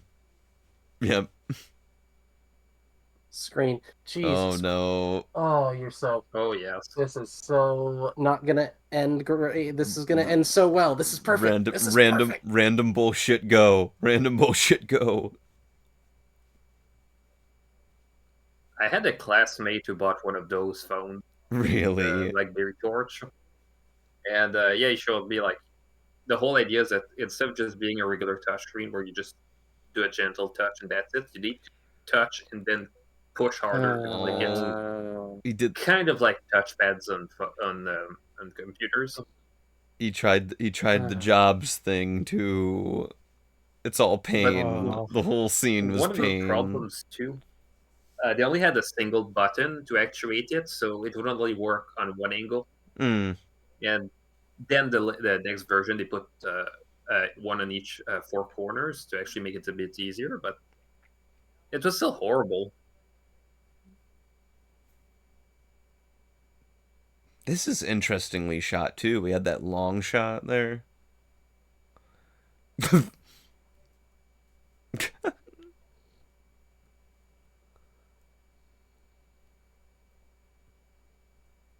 That's a stadium, sir.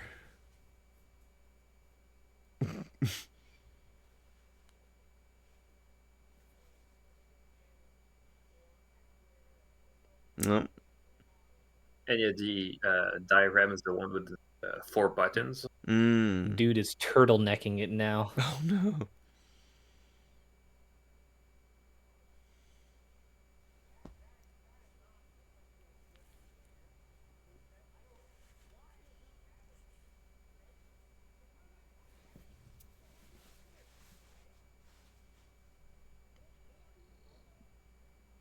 Oh, Fuck.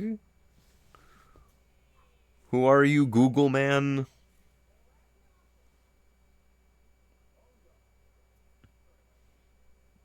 Sam Fisher is going to destroy your cell phone.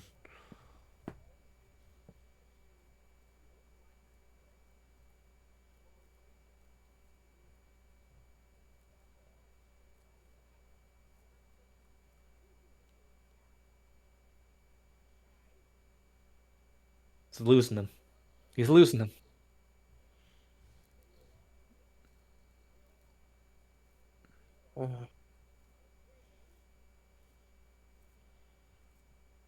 What? The pen is a pineapple. This is And It's the pineapple. pen. It's the. It's a cat and it's a banana. It's a cat nana. Am I getting through to you here? We pay you a lot of money. Stop me if you feel confused.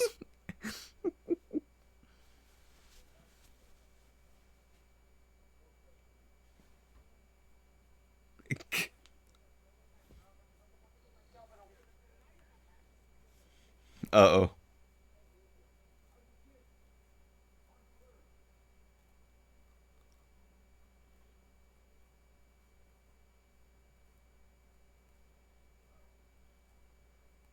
No. Yes. I'm sorry, China. Michael Ironside, 2023. Who's China? Oh no. No. Oh, Mike.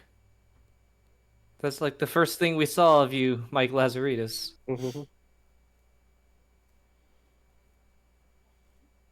Oh.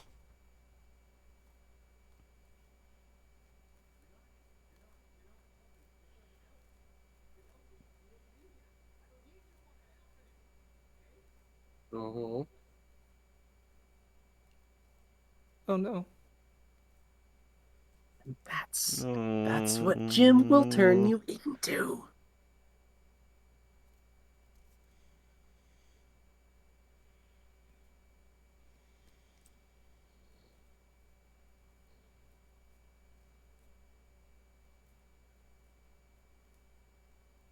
I love how uncomfortable the camera Even work feels like. yeah, and even Michael Ironside there, like, is like uncomfortable with what he just saw. That's the only Mm-hmm. moment of like hesitation from him in this movie.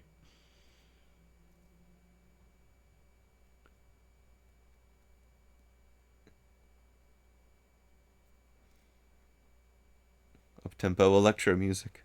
Yeah. Subtitles for any Brony concert. Right. Upbeat electro music starts playing. Yeah, when I see BlackBerry 2023, I think of a Brony concert. Oh shit.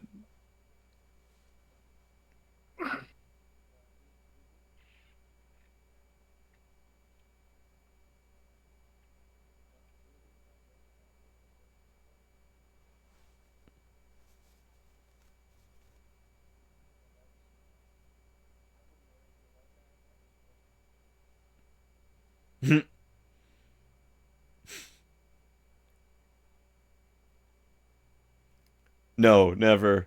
That light on the right feels a bit No, I too don't. modern. Yeah. Like that kind of LED light in 2007. These people are masters of end tasking out of conversations over the phone. I admire it.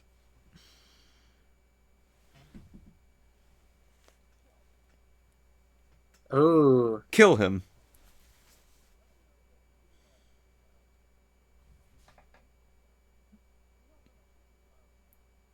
Oh fuck. Ooh, the sass. Got And his Shelly's still ass. there. I thought that was Saber Spark for a second.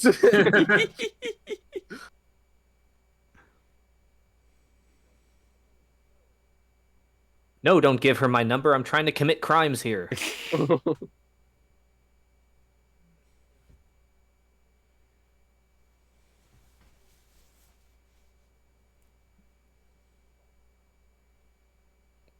Ooh. Ouch. I might not understand numbers, but I know line going not very up.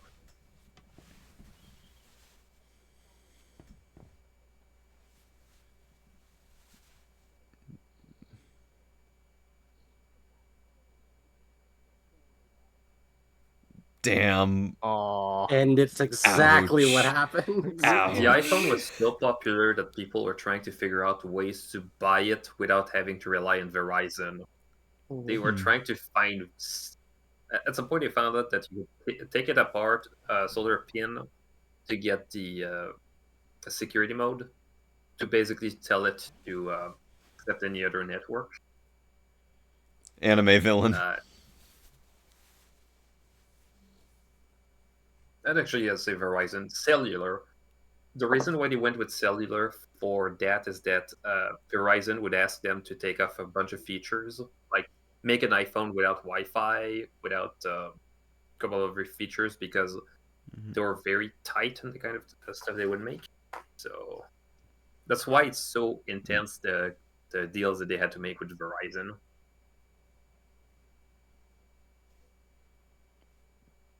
Like Damn. Apple shifted the market really well. And there's the arc Ooh. complete.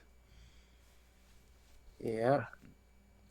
I am what you created me to be. Exactly. Nice that he kept all of his presumably stolen African artifacts. Yes. That's instant like characterization. Just that wall. It really alone. was. It was You in his first office. Yeah, you understand what an asshole. I like collecting African masks. I want to honor the culture. You just press a button and someone like does the thing you ask for them. Yeah. That's shit. Mhm.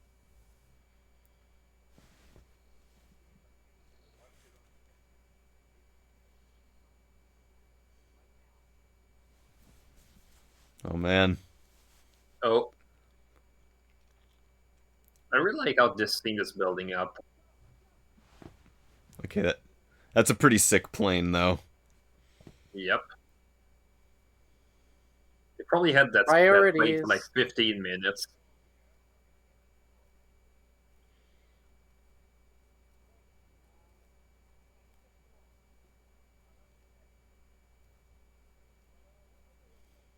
Hmm.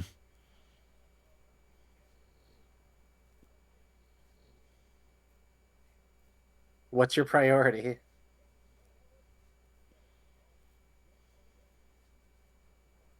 Uh-oh. Dude's like, man's trying to be in two places at once. How am I gonna do this? Bro's gonna find the talisman from that episode of Jackie Chan Adventures.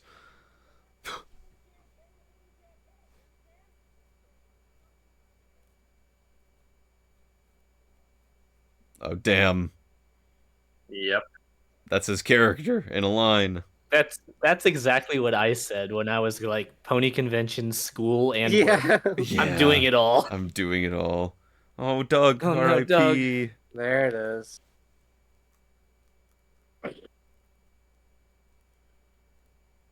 Him leaving is the soul leaving the Yes. company. Never been excited to see a government SEC. employee. Never been more excited to see a remotely government engaged. worker in my life. Mhm. Oh, that transition.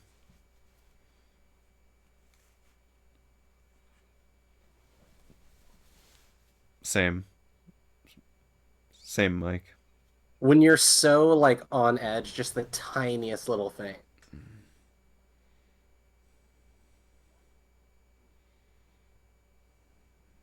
Hmm.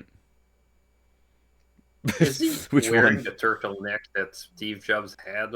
Because he's That might be the intent, yeah. yeah. I gotta give Bert Purdy credit. He was he was loyal. He's trying to get the boss out of there. It's true. Wait, he left the solder iron plugged in. It, That's not a good idea. the only time Purdy ever shows emotion of any kind other than pure rage is whenever it involves Mike's well-being. That is interesting. Algernon panic mode engaged. Yeah. So true. She's got the accordion style folder. Oh no. Oh, the way this is shot. That's like a Shyamalan That's shot. a great question. Lawyer, But- Mike. Mm. Attaboy. He knows. Oh shit. Don't. That's a trick. Get a lawyer. Never say anything without a lawyer. Especially the government people. And the way that was framed with the door, like the door is closing in on, like everything's closing in on him now. You are not required to say it That's to true. the cops. Don't I have to ask you if you're a police officer and you have to answer? What if he said it in the boardroom?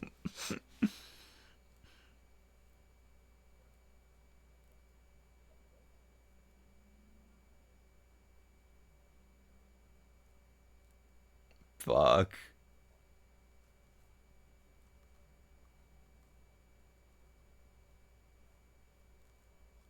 Ooh. Bro didn't even get a Ooh. single vote.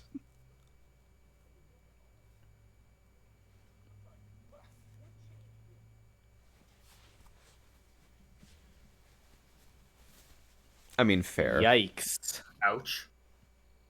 I'll bet you I think don't. you do. Yeah, that adds up.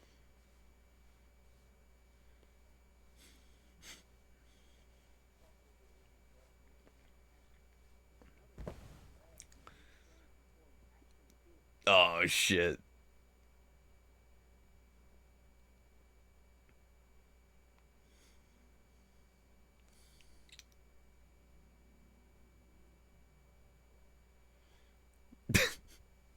Yeah. That's the attitude you want to That's the have. takeaway. Exactly. That's what a winner says. That is what a winner says. Ooh, yes. Oh, it's coming.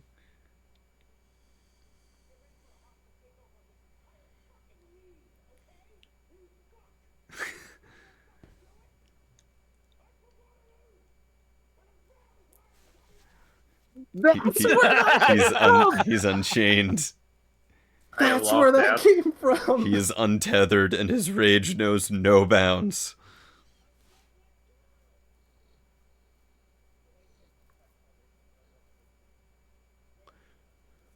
We are connecting with the plane.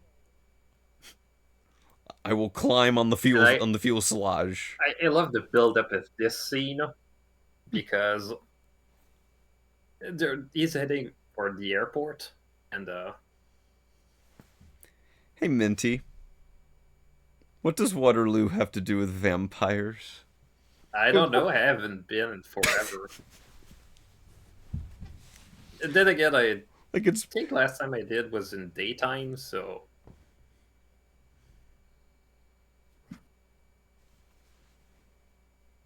Yeah, why wouldn't they want to come to the land of the free? It's impossible. Why would anybody want to go to pissant Canada? This is the fucking tone I'm hearing out of her.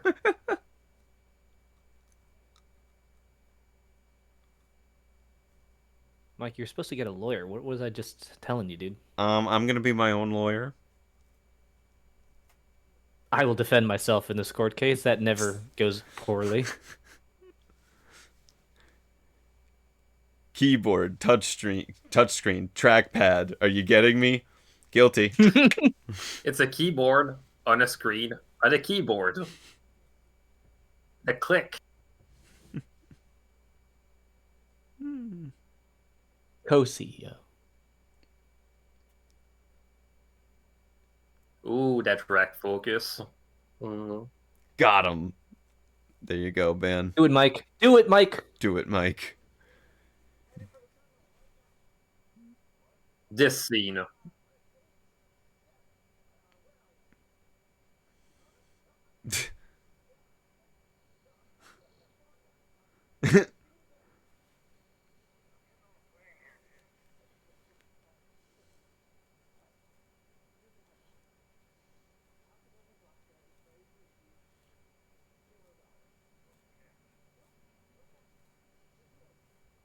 Ooh, the desperation.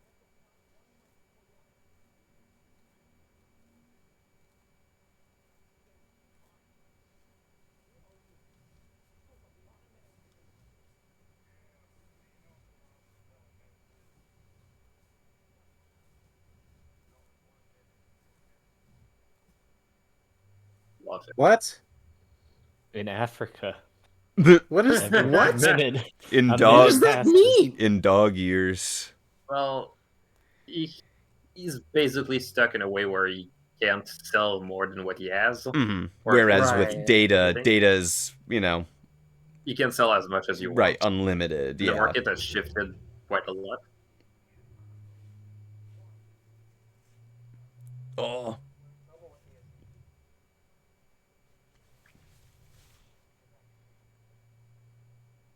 Put them on the phone. I'll yell at them. Thank you. What if I buy the SEC? Like, Hostile took that I'll run. takeover. buy this. I'll buy Junior this whole forcing fucking find a guy. country. I'll buy. And he didn't even like meet the guy. The mislead involved is incredible.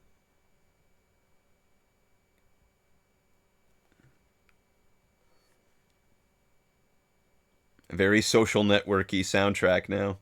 Oh, definitely. Very. Yeah.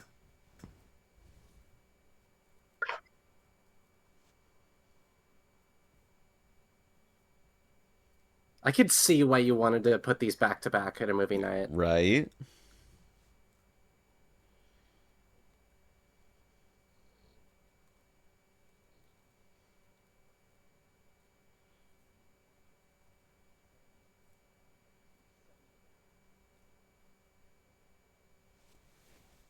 Oh. That's so cold.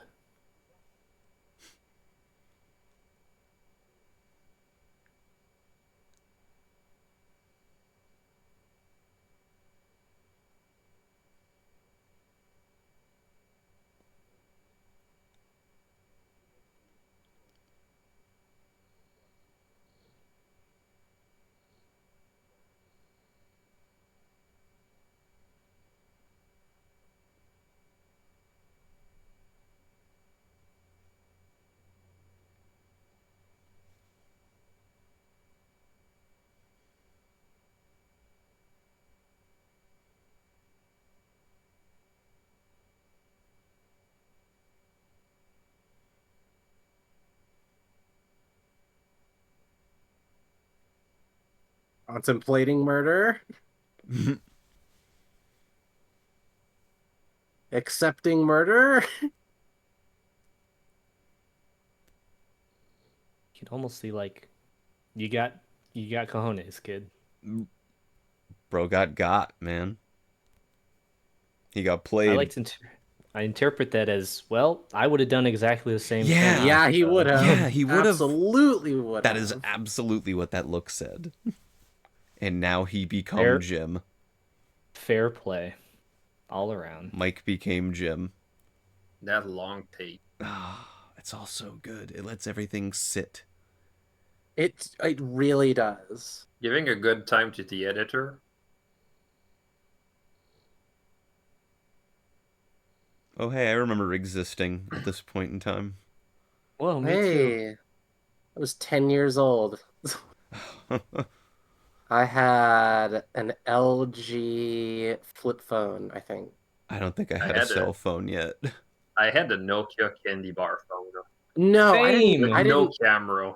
I did not get a phone until I was like 13 or 14, I think, and it was that flip phone. So I got one when at we were 12. yeah, Turns out my mom was more concerned about me getting lost. So she got yeah, me the cheapest phone in the company that was as cheap as possible. And yeah, same. it was Virgin Mobile. And back then, one of the things is that it was supposed to be young adults. So my contact icon was a pair of underwear, and I couldn't change it. All because Mm. back then carriers had so much more controls over the phones. Yeah. Small detail there. Mike's the only CEO now, of course. Yeah. So sad. Also, this scene here is supposed to be a nod the ending scene of Raiders of the Lost Ark. Because do you Yeah. remember what his Yep. favorite movie was that he was I missing at the do first movie remember. night? Yep. It was Raiders. This whole ending is just It says bow everything. on the package. Yeah. Yep. And nobody says a sync. There's no lines of dialogue here. It's all told visually, as you'll see.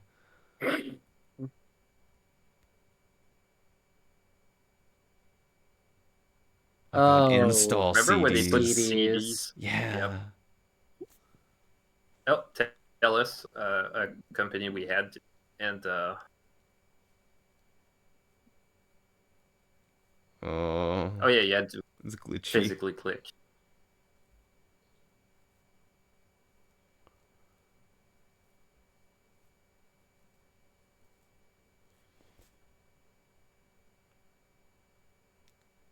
good enough. Good enough really was the enemy of all humanity.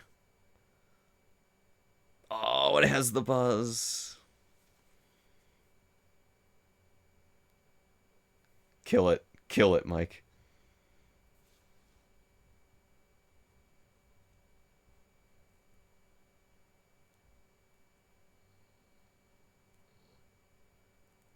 Hmm.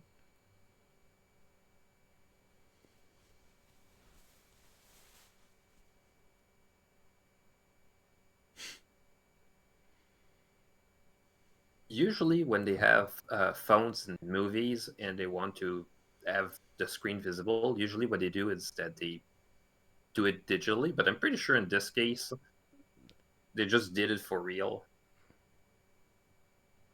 Oh, the way this is shot. Either that or they did a really, really good gum job. It's... That's a Deacon's shot right there. One single And then- fixed phone. Oh, And yes! then open up the more. Yeah. It says everything about his character. Hmm. Yep. This movie is not afraid of silence, and I love it. Yeah. And it's a moment that says everything long about takes. about the character. Yep, there's the Raiders shot. It says everything about him and says everything about the story of the movie. And that's your last shot. Yeah. I miss Doug. I want Doug back. I miss Yeah. Doug. They had to find an old box of the BlackBerry Storm. Oh, Or poor most BlackBerry manufacturers. Storm. Yeah. Dude, RIM for 500 million. Fuck.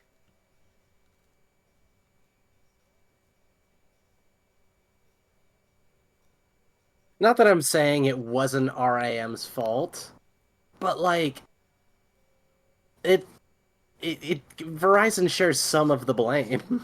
Yeah. But of course they just pass it off to like their distributor, their manufacturer, like anyone else that they can. And he just gets away He got with away everything. scot-free. Attaboy, Doug. 2007 high. Get that yeah, bread. he did. Doug is the winner He here. got rid of the Get that headband. bread. Secretly one of the richest men in the richest world. men in the world. Good fucking Beast. job. 45% and something. 0. It's not even Roll credits. 0.00 some odd percent. They own 0%. Yeah, like they did make a couple of Android-based phones. Some Yeah. of them were popular, but part of it is mostly just that they had basically the market that they had was kind of dying. A lot of people going for business phones. When It they saw was the the iPhone. Office. They had a Michael Scott. Look. I thought the BlackBerry as a company like shifted, pivoted. It still exists as an entity. They're still just doing does. like, what is it, virtual? They do cybersecurity and they Cybersecurity. do automotive technology stuff. So you might have a car that runs BlackBerry software. Well, considering their ex-co-CEO didn't get in trouble legally speaking because of his encrypted data on their servers in Waterloo, yeah, they should be definitely in network security. And you know what this makes me think of? Fujifilm also had a shift in market just by realizing what the kind of stuff that they were good at. Yeah. Because one of the things that they had is that since a lot of people stopped using film for cameras, for photos, for video, Mhm. basically the market they had was dying. And then they realized like making film involves a lot of chemistry. And it turns out Fujifilm decided to shift their whole thing into cosmetics and pharmaceuticals. And now Fascinating. they're still like in the market. They just don't do film anymore.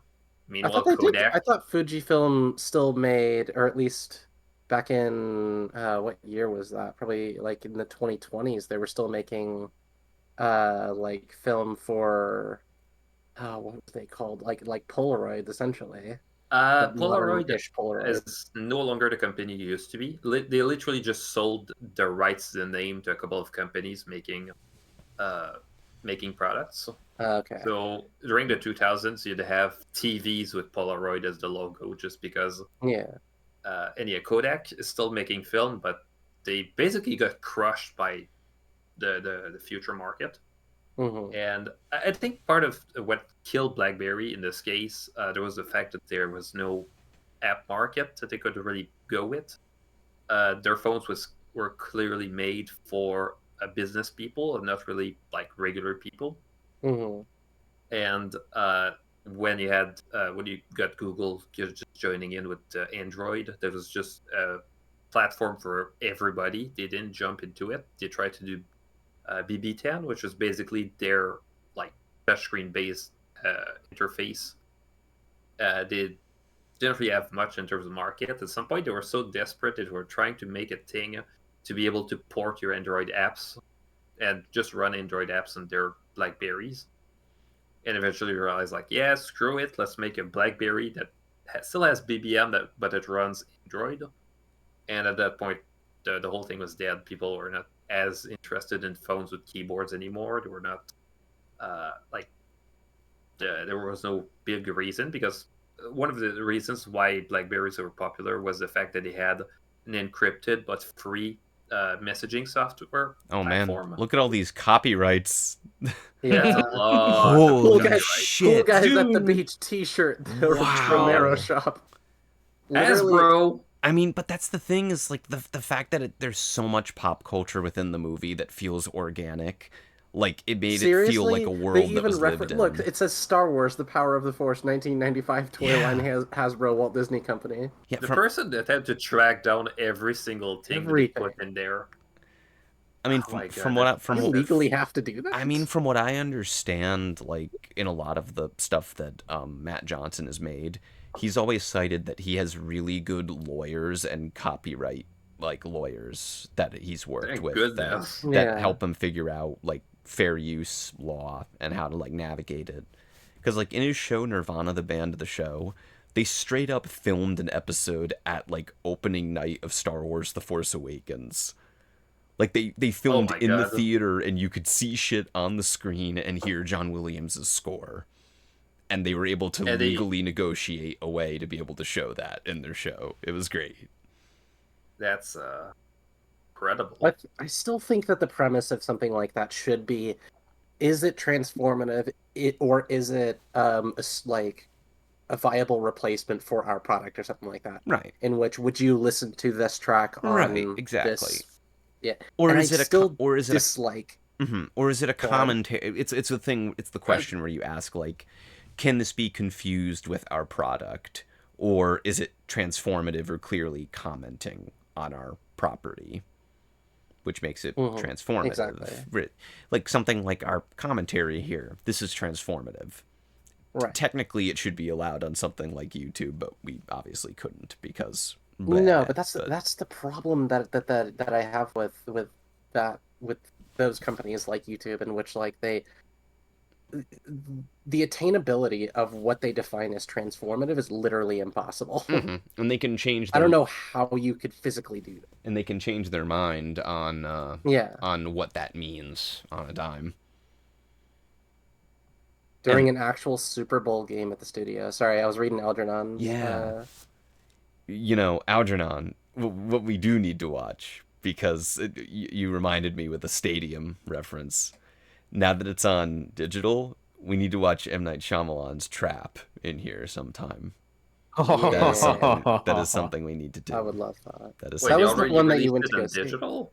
Didn't the movie come out like 4 weeks ago or something? It did, but it's that whole stupid shit they're doing now where theatrical windows are so short. And then they complain that movie theaters are dying. Believe me, man, I hear you. I internally die about it every single day. So I hear you. I like movie theaters. I would love. I'm telling you, I am. What's the word for it? Conceptualizing and manifesting the idea of a Northwestern Brownie house in which I have a giant movie theater. Let's go. It's fun to think about. Let's go. Fuck, do I really want it? Get your ass out of New Jersey. It's why I'm trying. It's funny because like again, things like this stream and the other watch along streams are my way of kind of doing that, of being able to host a movie night, just like at RIM. But no, yeah, that's I value these streams for that. This is. Oh, we can't do it anymore. We have to get back to work, working on phones. No. Yeah. Or they're gonna send it to China. They sent it. They sent going everything to send to China. They're gonna send RiffPonies to China. Ban, I like how you started as Mike and then became Donald Trump halfway through the sentence. I loved that. No, I'm just picturing like a chain, like basically RiffPonies, but mass manufactured. Oh God, that's what I was trying to think of. Right. Like, and we have like different people just being the thought of the we need more thoughts. Yeah. I would hate that attention. That would be the worst. I would hate that more than people barely knowing who I am. Oh my God, just picturing just someone just saying like, oh yeah, we're gonna be making like 10 RiffPonies watch-alongs per day with that platform. Like we have 10 different teams just making that kind of content. Oh, that's another word. Content farms. That's another word I don't like. Oh, I don't want to become a content farm. Then I would die. Don't you love when content is mass manufactured for easy use? Like basically what I'm thinking of with that Netflix version of BlackBerry. Like so annoying just seeing that kind of production just done on a conveyor belt. I'm going to offer multi-million-dollar stock options backdated to 2011, but I will not face any legal repercussions for it. Ban be like, I'm committing tax fraud. Sorry. God. A stock fraud. Ooh, that's even better. Very different. It's not the IRS, it's the SEC. I know nothing about I'm talking out of my ass. You're Jim. All I know You're is that Jimming. I shouldn't mess with them because I shouldn't with them, just in case. Listen, anybody comes at me in a suit and with a pager armed at their side, I'm scared. A I'll tell them pager? anything. I'll tell them anything. Yeah, not a cell phone, a pager. Listen, that's how you know it's a member of a government organization, is because all of their technology is like 20 years behind. Anyone with Jim's energy coming at me, just in general, I will fold instantly. Yeah, I will run. I honestly I would fold and I'm definitely a freezer, but like I'd like to learn to run because I fear Jim. I fear really rich, really angry bald people. The They bold scare the discrimination shit out of me. continues. That was a good description. I like that. You were very precise. Who was the there was a video I was watching from, I think his name was Noel Miller, like someone who's like a decently large YouTube personality. He was like watching somebody who reviews yachts, and he was just getting angry. He's going like, we have to put a tax on bald people, and that's just how I think of rich people now. Tax the bald, RiffPonies says. Tax the bald. Tax the bald. Well, there go those viewer numbers. They're plummeting. It turns out we had a large bald audience. Now they all hate us. They're writing their twit longers right now. Sorry. They really is I'm twit so longer sorry. even if it's still a thing? Is it still a thing? It's all because of How about- BlackBerry. It is true. That's why we're here. How about we tax people who are intentionally bald? Like, who would grow hair easily and like full head of hair, and they're just like, nah, I want to be Nah. intimidating and I want people to fear me in an office. Voluntary bald cells. No. The thing is that you go to the office with a full head of hair, and you bring the razor, just saying like, "Don't mess with me." I'll shave it. I'll do it. Look at me. Look at me. I'm so random. Algernon asked, how many times has Algernon seen Borderlands? And Thoth, apparently you know the answer. He has seen it 4 times in theaters. Why? Bro Why? has I made saw it. the MLP movie like 3 times in theaters, and that was a good movie. I saw 2011's Rio 4 times in theaters. That was also a good movie, though. I stand by it. It's a good movie. I like it. I've also seen Uncut Gems in theaters 4 times, but it was 4 separate times. They were different releases. Still a great movie, though. Why? Why would you do that to yourself? Yeah, I've heard that the Borderlands movie is not even like fun bad. And Is it because you liked it, Algernon? I'm genuinely curious. you gonna watch it? I believe he is. I I don't. I believe he has said that he did genuinely enjoy it. yes. Yeah. Yeah. No more I respect fair it. play. I You know? respect it. Further I mean- question: are you a big Borderlands fan? I will answer before him, but he could confirm. I don't think he knows anything. He knew anything about Borderlands. That's going why into you it. like the movie. That's understandable. It's why some people liked Last Airbender by M. Night Shyamalan, is because they'd never fucking watched the anime. I get that I'm gonna get beat up for calling it It an has anime. like 6% Nah, on fine. Rotten Tomatoes, which means that I'm at not least sure. one person liked it. People did like It's it. Algernon. People did like it. Algernon, you heard it here first. Algernon likes The Last Airbender by M. Night Shyamalan. But no, yeah. Algernon genuinely likes Borderlands, and I respect it. Algernon, I would hope that you're going to like at least Borderlands 2 better than the movie, because I have 2.5 thousand hours in that game. That's a Goddamn. lot. Holy So, shit. I don't think I've played video games for that long. Listen, I have been wasting my life for 8 years. I'm only now trying to like break out of that and work on music more often than I play Destiny. Dang. That's one way to look at it. I'm working Going- on it. Going off of that train of thought, though, I have never in my life played Monster Hunter, but I watched the Monster Hunter movie, and I did think it was abysmal. So, Oh, thus, band thinks all Monster Hunter bad. no, absolutely not. I mean, yes, That movie turned me off of the entire gaming I franchise. like. Yes, I liked it. totally. Yeah, I was gonna say I liked the start of that sentence. Sounded like you were very much going to agree. I I like to was. keep you on your toes. You have to. You have to. I did not see the Monster Hunter. I wouldn't mind And seeing you enjoyed that one too. Okay. Paul, oh, Algernon, listen, I appreciate Algernon's taste. I really I do. do too.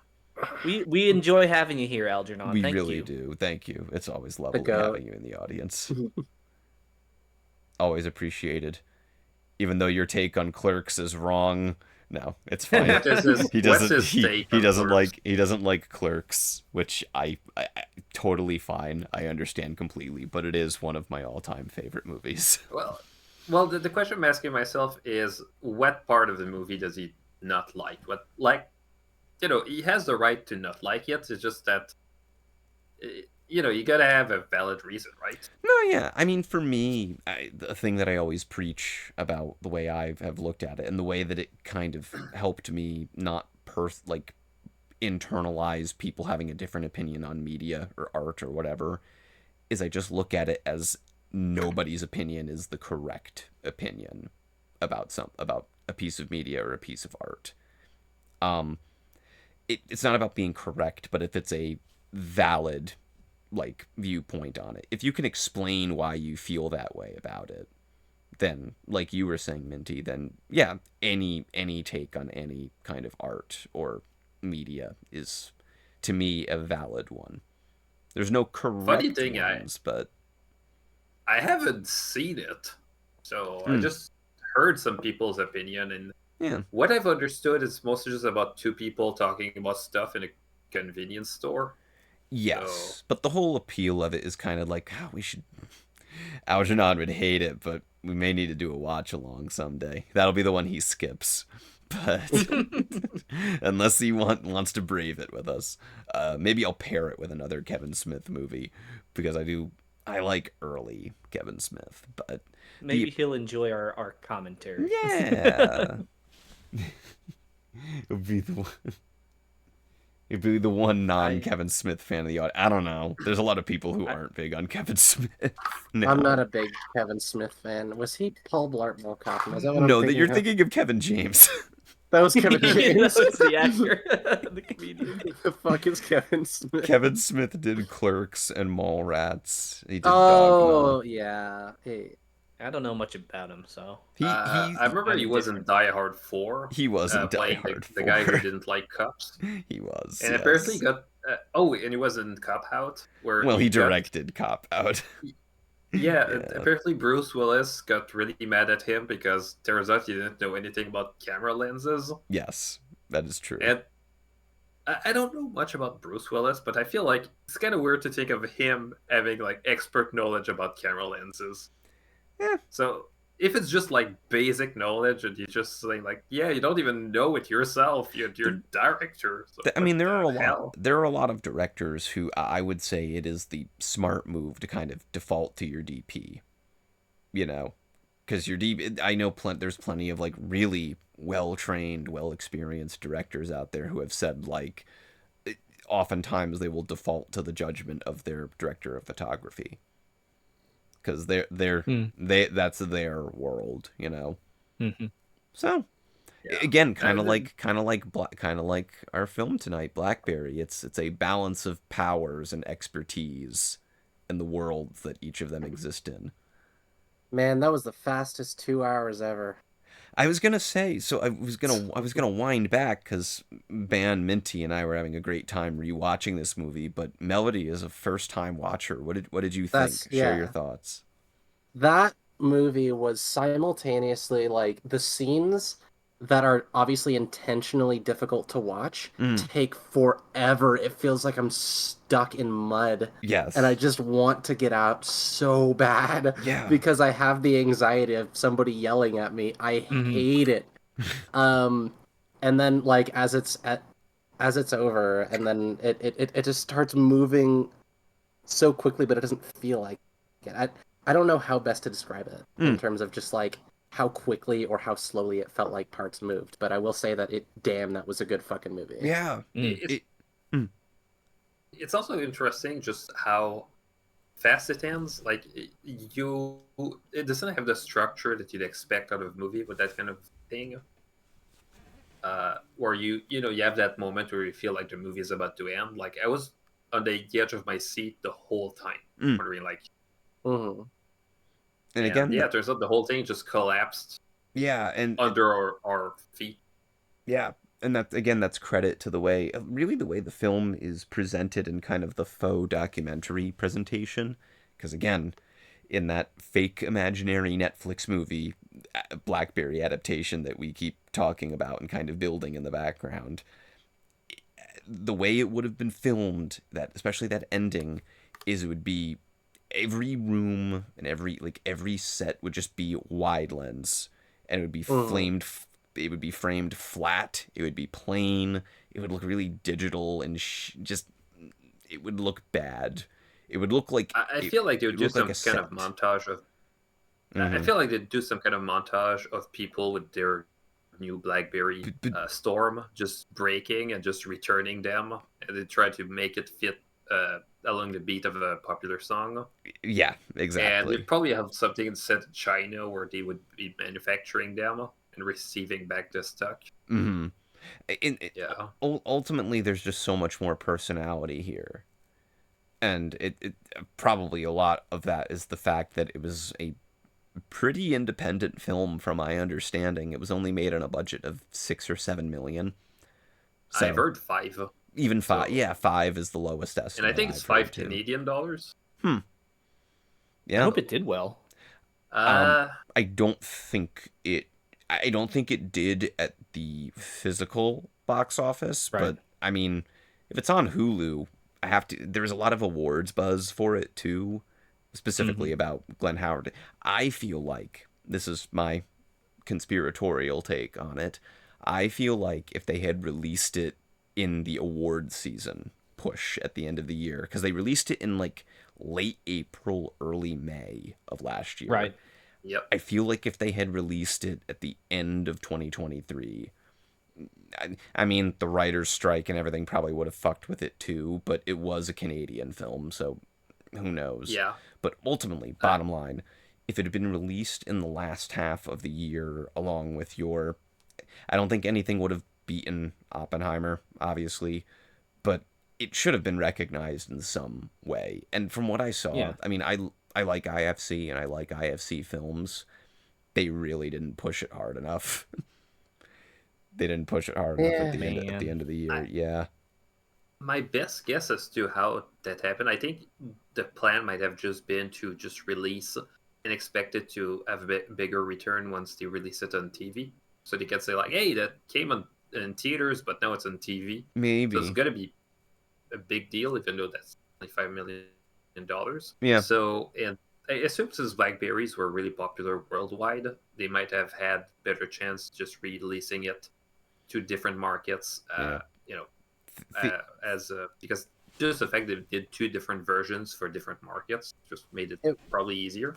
it would be the smart thing to kind of read the terrain, especially if this is around the time that Oppenheimer and Barbie came out, because not only is the internet losing its mind over those two movies colliding for some god awful reason, it's um, but yeah, like releasing it straight to video, or at least like briefly in theaters, might not be the worst idea, assuming you're going to make your money back online.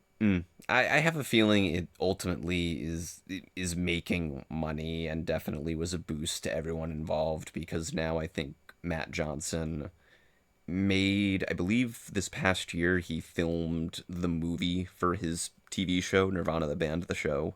He did a Nirvana the band the show the movie. Um but I Every time you say that name, I'm concerned for your health. that's the whole name. That's the name of the show. That's It's great. It's a fantastic show. It's very Canadian. are is he gonna make a follow up to that movie called Nirvana the band, the show, the movie, the show? I think they are going to release a third season of the show after The the movie. musical. So the Nirvana musical. the show, Nirvana the movie, the show, the game. Somebody's got to make these. Somebody's got to make these shirts. Somebody's got to make them. But Featuring Dante from the Devil from May Devil Cry May Cry series. series, with Knuckles and Knuckles. Also plays on your 2DS. Yeah. And there's a trackpad. Am I getting to you here? Keyboard on the screen on a keyboard. But It's a keyboard yeah, on a screen on a keyboard. he's I think Matt Johnson now is attached to do. I think I heard something about an Anthony Bourdain biopic. Ooh. So I kind of wish he was doing more of his more indie stuff. I don't know if I'd want him. I don't know. I get worried when indie directors start to work for studio films because I worry they lose the soul of it, kind of like, not the touch, but like the soul of what they were doing, kind of like what you saw here with BlackBerry. They're gonna forget where they came from. Oh, but Matt Johnson, wonderful director, wonderful actor too. Like I said, like if 9 times out of 10, if the director of the movie is also a supporting role in the movie, you think that that's going to turn out poorly, unless you're Kenneth Branagh or Orson Welles, I guess, or Tommy Wiseau. Kevin Feige's in a lot of his own movies, isn't he? Well, Kevin Feige is a producer. I thought he was a director. Am I wrong? No, he's the Marvel guy. He's the Marvel guy. Okay. Oh, are you thinking of Jon Favreau? Jon Favreau, that's who I was thinking of. Jon Favreau, Kevin yeah. Feige. Yeah, Quentin Tarantino. Because he's a Marvel guy, and Jon Favreau. I knew he was a a Marvel guy. Everyone is Marvel guys now. Glenn Howerton will be a Marvel guy. I hope my presence here as a complete know nothing about movies, producers, directors, or lighting, or fucking anything. Listen, you make us feel role. Better about ourselves. In every... That hurts my feelings, Minty. Damn, Minty just gymmed. God. Must be because they're Canadian. Are we doing like a dinner for schmucks? All Canadians thing with oh my god! Did you just cram a dinner for schmucks reference in our BlackBerry stream? Okay, the funniest thing is that's actually based on a French play. It is, yeah. Yep, that is true. But Melody, we loved having you. Yeah, here. We did. Oh no! I wasn't. Of the story. I can't imagine anyone not loving having me around. My concern, the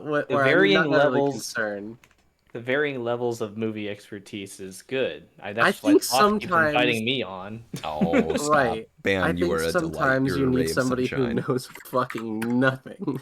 Well, that's kind of like why when I was saying before we went live here earlier tonight, before we even started the stream, I was saying to you, and I was asking everyone around, like, if they had seen BlackBerry. I knew Ban had. I knew Minty had. I've seen it many times. But, Melody, when you said you hadn't, I literally said, you said the magic words. Like, that's wonderful to have someone who's never seen what we're watching that night, like, be able to get their immediate, like, genuine first reactions to it. Especially with, like, I mean... Just pure shocked silence for 2 hours, but I was really happy with it. But like we had that on Alien and Aliens because Minty and Nevi had never seen them. I had never seen it. Yeah.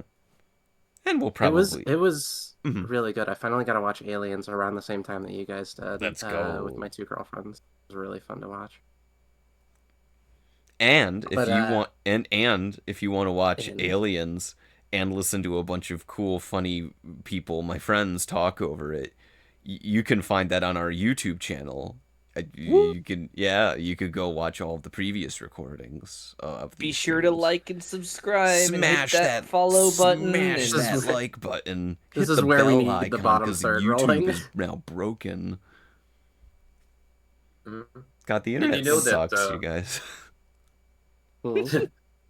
Yeah, that's the moral of this movie. I miss the 2000s era of the internet, where it was you didn't have to be participating in the internet. You could just go there and find Flash games you could play. Yeah, yeah, that's an interesting way to put it, but I agree. Yeah, I miss Line Rider 2 with all my heart. Oh my god! Oh my goodness.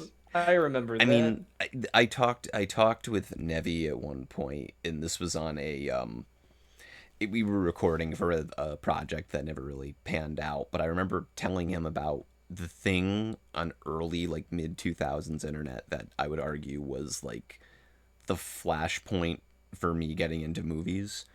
If you look it up, it was an animation team called Angry Alien Productions, and it was this animator, independent animator, who she would make animations, like full 2 minute Newgroundsy kind of animations of animated reenactments of like famous iconic movies, but with cartoon bunnies.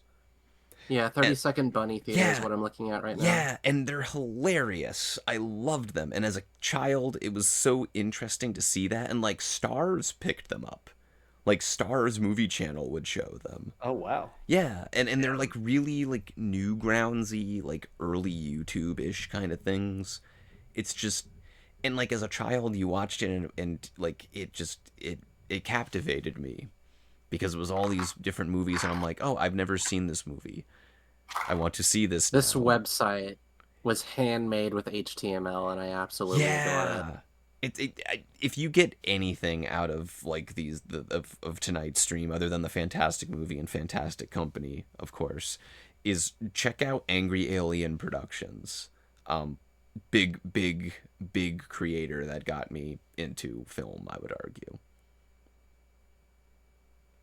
So yeah, check them out. I'm happy to give them a plug. I think she might still be making animations even today. She is. It was the what is it? The little bio in the top right corner of the website was updated summer 2024. Holy fuck. Let's go. Let's go. Damn. Hats off. OG YouTuber still making content. Let's freaking right. go. I was gonna say I was watching their vids like 2005, 2006 had to have been. So You'll love to see it. hats off. My God. Yeah, nowadays, one of the things that usually happens is that you have a YouTuber that's popular for 10 years and then gets burnt out and just leaves. Mm. So, unless, except like 2 or 3 OGs. I was gonna say, not the Nostalgia Critic though. The Nostalgia Critic continues on. The review must go on. That and the browser says not secure. Yeah, it does.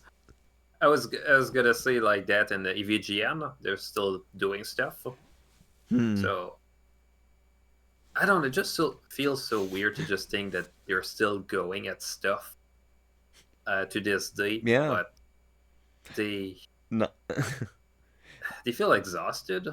Yeah. I mean, creating, especially now in the like immediate gratification world we're in now. I mean, you know better than I. You and Ban and Melody especially, like me, I just pop in and out and create content. Y'all make content regularly in a world that's like immediate gratification. It's scary for any creator right now. Well, one of the things Were you saying that I make regular content? I would assume so. No. I don't. I should though. I used to make a lot of YouTube videos. Well, one of the best examples I can take High five is across the AVGN, table, Melody. Thanks. You and me.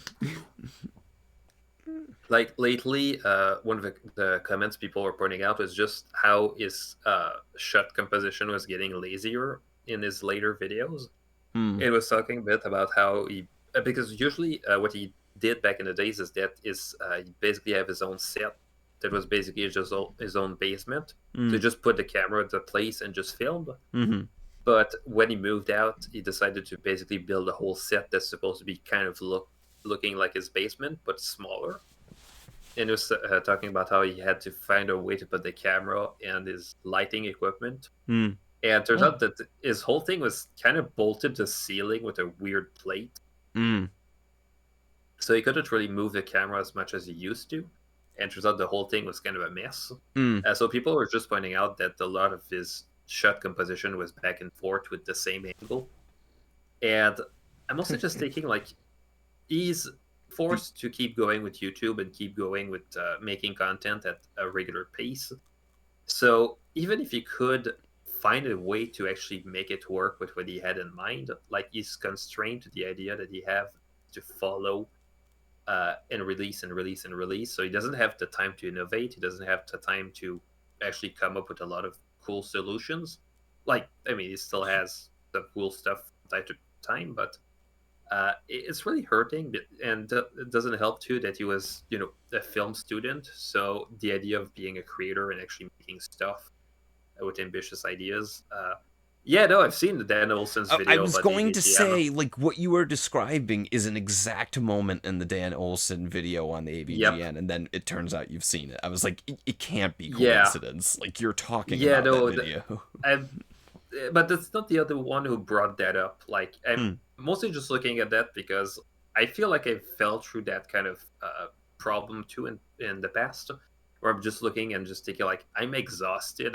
I'm gonna have to just do it as just back and forth between two characters with shot reverse shot, and just thinking like that's probably how he felt. Like he's it's not like he doesn't watch his own videos. Like he's aware that he has stuff that he'd love to improve on, but he doesn't have the time to, and he has to keep going with basically with YouTube, basically not giving him enough revenue to be able. Because he was saying like I'd like to do more, but I don't have like he doesn't have the resources to do more videos like he would used to, and he has his life, he has his daughter, he has lots of things. So all the kind of things that as a creator you look back at and you think like I'm not going to be able to make it work, and it's really heartbreaking because you want to see creators be able to achieve the vision that they have uh, without having to deal with BS all over the way. And yeah, that's just heartbreaking. And then I saw like his latest video that he did. Like he did a whole black and white film noir set with a very contrasty look. Like I remember one of the shots he had a spotlight behind him with him casting a huge shadow, and you could tell that he had to plan it ahead to make it work with the intent. It's not a thing you can really have with the streamer kind of set where you just have one camera at one angle. That's it. You had to build a whole set that was different from the regular one just for that. And there was the one before that where he did split screen with a character that he was also playing who was supposed to be old. And I was looking at all those split screens. Like the split screen was pretty well done, but I was thinking like, how did he manage to do that with two characters? One with heavy makeup, like doing that. Like I was thinking of all the pre-planning he had to do to make it all work. Just must have been a nightmare to. So it feels good just seeing a guy who has ambitions and being able to get back some of what he's lost. Yeah. Your topic of shot compositions and differences reminds me of a point that, and this ties it back beautifully to our film tonight. My girlfriend pointed out that you can actually see the way a lot of the shots are framed and lit and like staged early on in BlackBerry are very like, claustrophobic, but also kind of warm in color, if you notice. But then as the film goes along, the big long lens they're using kind of zooms back out, and things are a lot more, as the company becomes more corporate and loses more of its soul, you could say. It was like Blues more and blue-toned, grays. Yeah, the blues and grays, and it like pulls back, and it becomes much wider, and you get more. So she pointed that out, and she's like, as the company like becomes less scrappy and like indie and like has a soul to it, you're pulling back more and more and away from these people. It's not as claustrophobic, because it was claustrophobic and intense in the start, but also there's a warmth to it. So the further pulling back, the further you're like away that kind of soul was, which is the characters as well. So yeah, I didn't seeing Jim pull Mike's soul out of his body until he's got nothing left. That's the thing, is that is the movie, and not only is it that him pulling the soul out of him, it's him becoming Jim by the end of it. He's saying the exact shit, trying the exact spin, saying the same things. like the most telling line for me the first time I saw it is when you hit that the last conversation between them before the SEC like honeypot that he pulls at the end. The one where he's like, should I be worried about the Apple thing? And he's Mike's explaining it, and he's like, how do you know that? He's like, well, they're idiots. It's like, oh, Yeah. it was the thing you said. It came back, That's great. That's good screenwriting. Again, it was really great. I should copyright this. I'll make it my shirt. Just like Silver Quill has the continuity shirts, my shirts will be they thought about it. They thought about it. They thought about it. And that's why I love cinema, is when they thought about it. You heard it here first, folks. I mean, that's my favorite aspect of filmmaking, just clever, intricate thought of stuff that unfolds. And especially like the problem solving.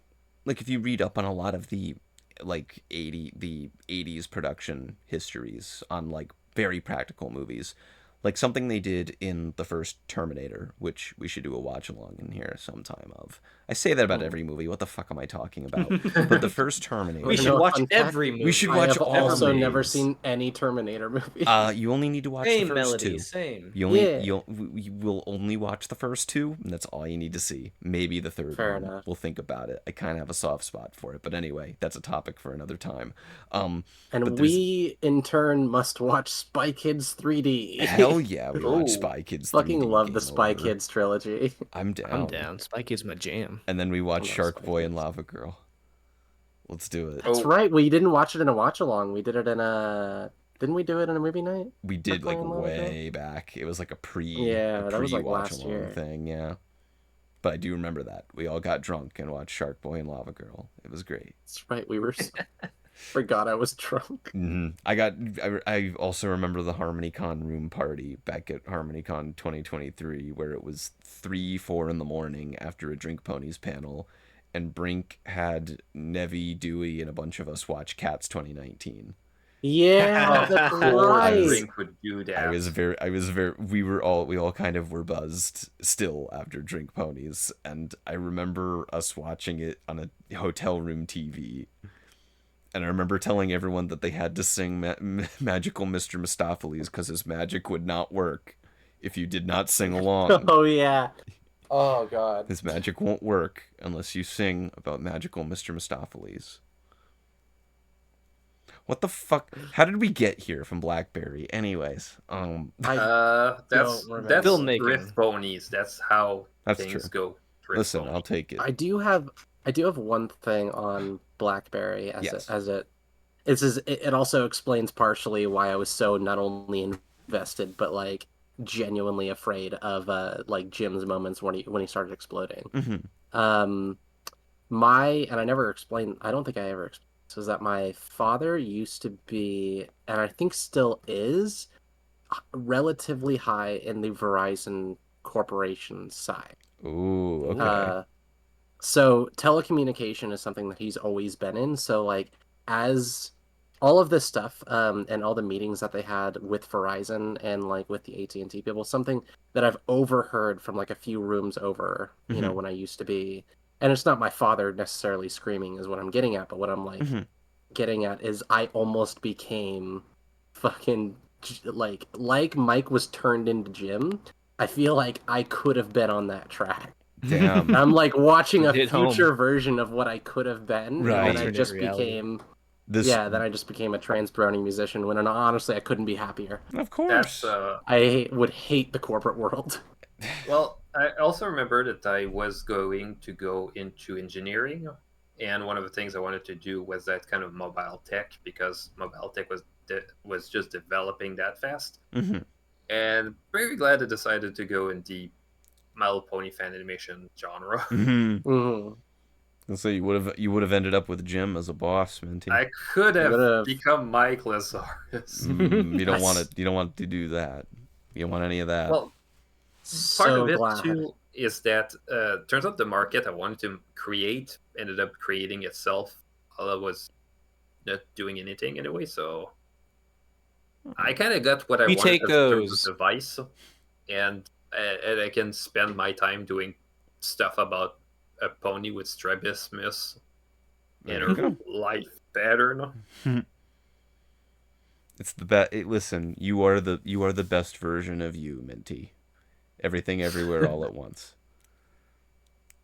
Another movie. Googly eye I was rocks. gonna say another movie we should do in here sometime. I got to see that in IMAX last week. That Oh my was, god, that movie was so good. yeah, it was pretty cool. And then I saw Shaun of the And Dead in a theater the next night. New York's great. the worst part is that I went to see it in theaters and I was just expecting, oh, it's probably just gonna be like an independent movie that gets to poke fun a lot about stuff like Marvel. Hmm. That movie destroyed me. It does it better than Marvel does it. Yeah, it's true. It well, part of it is that it's not that much about the multiverse. It's mostly just about the idea of FOMO. The idea of well, mostly FOMO and could I put it? It's also ADHD. Yeah, Mm-hmm. That What Yeah. uh, could have what good way could of have putting it. been, but Mm-hmm. also just love. and Yeah. that sense of dread is so incredible. Like I love when movies can give you that kind of dread that's not physical. It's spiritual dread. It's incredible. Yeah. I like the part in Shaun of the Dead when they all hit the zombie to the tune of "Don't Stop Me Now." Oh, yes, that was incredible. No, it's very true. It's everything, everywhere, all at once. Fantastic movie. We should do a watch along of that in here sometime. I know I say that about every movie, but that one Well, definitely. that one's also incredible because that's just a movie that they made for like $25 million. Yeah, something like that. And looking at Twitter, the turns out Ryan Johnson was trending. I was wondering, what the hell did you do? And Mm-hmm. it turns out they revealed that his third Knives Out movie Mm-hmm. Yeah. is going to be $210 million. Sure, Oh, Netflix just flushing money down the drain, and then they won't put it in theaters. They won't put it in They'll release fucking the Knives Out sequel in theaters for a week, and they make Just to say that they did. more money. Glass Onion but was out for a week. it was, and it was like a Oh special my event god. thing, but it made like 15 or 20 million doing that, and then they pulled it from those theaters because they said, oh, 1 week only, even though, according to what I heard, theaters were begging them to keep that movie in their theaters because people were coming to see it. What are we doing? Wait, you're telling me that people wanted to see a movie in theaters? People want it. People want to. That's the big thing right now, is that for people to go out and see a movie in a theater, unfortunately, it's not a pastime anymore. But what it is that they will come out for events. They will come out for event movies. Whether that be big studio things like Deadpool and Wolverine, whether it be like horror, because horror always makes money, but like you're seeing the fucking money Alien Romulus is making right now. So, you know, people will come out for horror, especially IP horror, usually. Barbenheimer. And they'll come out for like social media, like, again, like guerrilla marketing, stuff like that.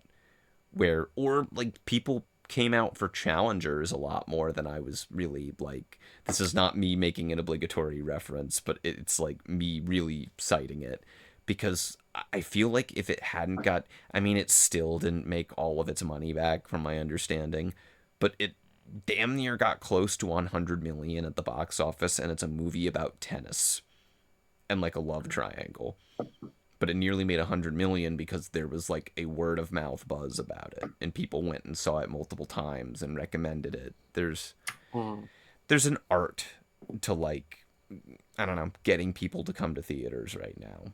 I mean, the And main 60% of that word of mouth about challengers is Thoth Penswell. I mean, I'll take Yeah. my trophy right now, thank you. Are you gonna ask for like a commission? Where's my where's my giant check? Get me this my- man a cut. Give me a Do cut. you do you think that there's any movie that you've actually like tangibly moved the needle on how many people have seen it? Like, is there like a relatively small movie that you actually just buzz about that, I mean, to an extent that you think you've actually convinced a decent portion of people to move the needle on it? I mean, this whole room has now seen BlackBerry, some of them multiple times because of my recommendation, I'd like to think. That is true. I actually went to see it in theaters, like, Yeah, because Minty we're talking about specifically, it. yeah. I can't speak I for have Ban, never owned but a BlackBerry. I am actively considering going to see Lumina when that comes out in theaters because of you, Thoth. I'm very disappointed because it's not. They never released it in Canada, so damn it. Are they not doing it for the Lumina. re-release? We need apparently Sci-fi not. horror? fuck. The Oh, hell's it's shit. Lumina? It's the It has a worst. 0%. It's I'm the so worst. ready. Yeah, it's the worst movie I've seen this year. I saw it in a theater, Melody. Somebody at the end of the movie walked out and flipped off the screen. We're talking that Oh, bad. I remember you telling me about We're this. talking that I need bad. I need an F for my 2024 tier list, Oh, or more than one F. if it, Excuse me. oh man, keep an eye out. If it's, we'll have a field day. It's, Luminous sweep. I can't wait for it to come on streaming. We will do a watch along. Movie It's, near me. it is so bad. It is so bad. It's good. It's a I little hope they bit. pay me to watch this movie. It's a little bit on the long side. I think. It's 2 hours. Yeah, it shouldn't be, because that's the No, only. oh, it's just like it's okay. I see. That's my only real issue with it, as like a so bad it's good, is that it's a little bit on the long side, but Okay. it's still so fucking inept in every way. I won't go into it because I won't spoil the surprises, but there's so much dumb shit. I was cackling. Me and another guy were cackling in that theater. I don't know if I'll be able to see it on the theatrical re-release, but hey, I mean, I believe it was Ban. Thank you, Ban, for crediting me with you wanting to see this dumb fucking movie. That's all you, dude. Oh, September 20th. Okay, that's why it's not appearing on AMC. yeah. I saw it in its I pushes up glasses. I saw it in its original theatrical run. Oh, okay, New York. Mm. Access to the New York or LA where they actually get the movies. They play the movies in the picture houses, and now They by don't me. bring them down here to North Carolina. I am no. going to see the Godzilla 1985 re-release in Alamo Drafthouse in 2 weeks. You know what I did? Sounding like he. Quite. You know what I did do yesterday? Hmm. I went to New York City and I saw a Twister and Twisters back to back in 4DX. Let me say this about 4DX. I entered fight or flight multiple times during those screenings. It was a great time, 10 out of 10 experience. I'm never seeing anything in 4DX ever again. Fair enough. Do you think that's the thing to see in 40X? Yes, they were both the things to see in 4DX for sure. It elevated the experience. I'm just picturing a guy with a fan next to your seat. He just walks by. At some point, he just gets a super soaker. Listen, there were a couple sequences in Twister and Twisters where the seats were moving around so hard that I thought I would go fly out that fucking seat. It's intense. I don't know what madman constructed 4DX, but it's a thing you should do once and then never again. I don't know how long 40X has existed. I know that there was like what was it? Was it a California Adventure or was it at Disneyland? One of the two. One of the two was showing Shrek in 40X when I was a child, and it was essentially the same thing, moving seats. Yeah, because now with 4DX they have, I think Regal is the ones that do that. Okay. They have the motion simulator seats. And they also have these little like plastic tube things that whip around at your feet or at the back of your neck, or little gusts of air it shoots to simulate like things flying by you or whatever. And they had like mist effects and water. So then again, Twister and Twisters was a perfect one to see with that, because there'd be bits where there's rain or hail coming down, and they have these little things at the top of the theater on top of the seats where it'll drop like little droplets of water on you, and it makes you feel like, oh fuck, like the idea is for it to be like, oh fuck, it's raining on me. I will say it got intense at certain points, and I was very like I said, I nearly entered fight or flight. Like, okay, I'm going to die here. This is how I'm going to die. So was Twister and Twisters both in 40X? Yes, both of them were. So after Twister, you were like, let's do that again. I bought tickets for both. I had to carry it out to Did you completion. consider not going to the other one though?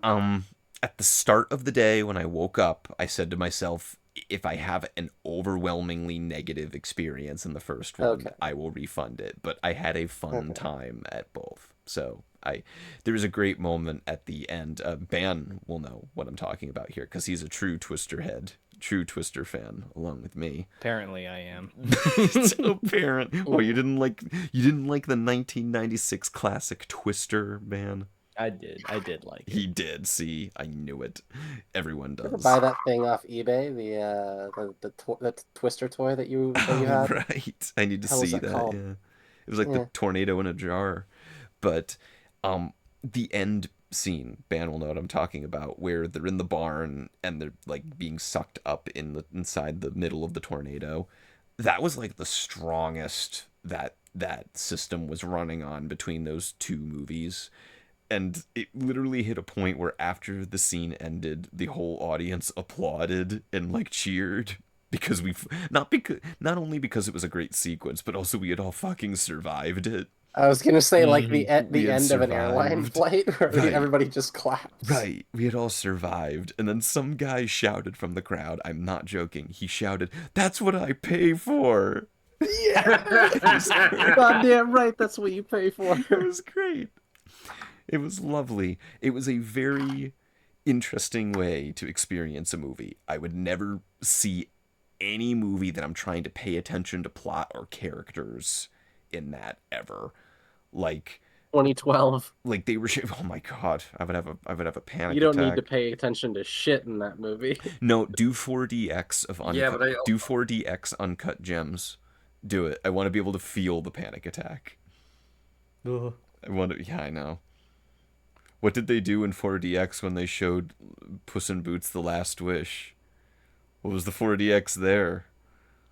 The growl of death giving me just feelings. Yeah, so many feelings. I was talking about the realistic panic attack moment, but sure, that too. Yeah, sure. Oh, yeah. No, that's me too. That's what you were talking about, Well, definitely, right, You Mel? could just lower the temperature to make your hair raise as this just gets a panic attack.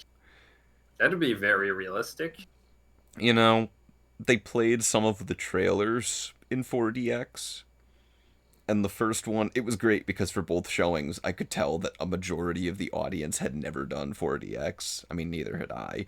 But you could hear, like, horrified shouting at the start when they started, like, the pre-roll thing demonstrating, like, the 4DX, like, tech. And then they played the first trailer, which both times, it was for, like, Transformers 1, which I'm interested to see. But it was great because the trailers were also in 4DX. So for the entirety of Transformers 1, there's a bunch of there's a bunch of effects and like throwing you around and effects going off. And it's the first time any of these people are experiencing it. So there was just horrified screaming as I'm watching like the goofy Transformers trailer playing. I guarantee you someone in that theater, probably someone's date, was not notified about this before they sat down. Absolutely. I would, like, I think there's a YouTuber I love, Karsten Runquist, film guy. I don't always agree with him, but he's a very neat, like, he's a great producer on YouTube. I like his stuff. He's fun. But he talked about how the first time he saw Godzilla -1, he saw it in 4DX, not understanding what 4DX was. Oh my god. And he proceeded to basically say, like, yeah, this is the first and last time I'm ever doing this. Like, you gotta ask a question when he sat down in, like, an arcade booth seat that's meant for, like, Transformers games. Honestly, like, I don't want to be, like, the buzzkill, but I really wonder how safe that setup is. Like, like the way it was bucking me around and people around at certain points, I was like, depending on my size and weight, this could actually throw somebody out of this seat. I mean, granted, I'm Did you have fit to as a sign whale. anything? No. I feel What? like there Okay. should maybe there should be a seatbelt. Maybe, but who wants to fucking put a seatbelt on in a movie theater? So, It is be a very strange you thing to think know. about, yeah. But I Well, mean, that could be a it's a very strange good way setup. to advertise your thing. Like, it's so intense, you need a seatbelt. Like I saw people with popcorn and soda. Like, fuck that. I would Oh, not. yeah. I would not. I would hate cleaning that. Yeah. Like, Where is Scratch Cat? Scratch Cat would lose her freaking mind. Like, I would hate sitting there trying to do that because I'm not a big snacks at the movie theater guy anymore. I kind of don't do that. I just eat before or after, or I'll sneak a water bottle in. I'm a contraband. I'm a criminal. Arrest me. But I couldn't imagine bringing a popcorn or a soda in there. And I saw popcorn all over the fucking place after, and I'm like, well, yeah, that would add up. Why would you get popcorn and come into? It makes me wonder how many people going into 4DX understand how intense it's actually going to be. It was interesting. 4DX is a red vine experience, it sounds like. Yeah. It was that's you don't eat Skittles. You lose Skittles. I like Algernon in chat. Doth got out of Twister, told me he never wanted to experience 4DX again, and then went right into Twisters. Well, yes. Nice. I mean, There that tells you everything about it. Yeah, like, I didn't hate it. It was an interesting experience, and I was happy I did it. I don't know if I would ever do it again. I think maybe it would be it would be well worth the money for people who have already seen a movie and want to see it again, but like in an amusement park kind of like experience. Because, not gonna lie, like, they were showing in that same theater, because it was a New York City one, so they had multiple levels and multiple 4DX theaters. They were showing Alien Romulus and 4DX at the bottom floor. And like, for a second there, I was like, that would be kind of fun. And then I was terrified, and I was like, oh god, I'm a 4DX person. Oh no. Oh no. But no. How much more expensive is a 4DX ticket? Oh, it was like $30. I mean, granted, versus what would it normally be? 15, 20?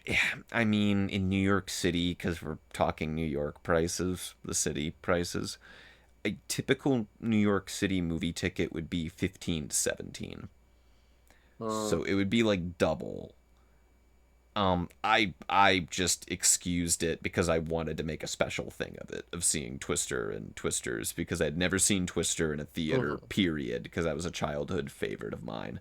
Never got to see it in theaters, and I was like, there ain't no way they're ever gonna fucking show this in a movie theater ever again. So I was like, let's go.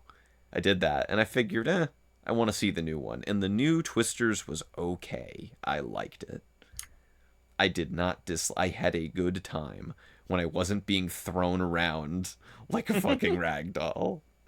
It was a I hope nice they time. release Spy Kids 3D in 4DX. That would kind of be something. perfect. That's my childhood, and I would love to have a seat through that. Well, if they re-release it, they could finally get rid of the red and blue glasses. They could actually give you like proper glasses. But then they don't have the put on your gamer glasses. Yeah. No, they can still minutes. keep. No, they can still keep that part, but basically, have an image you can actually see without colors just puking in your eyes. You know what other movie also did that?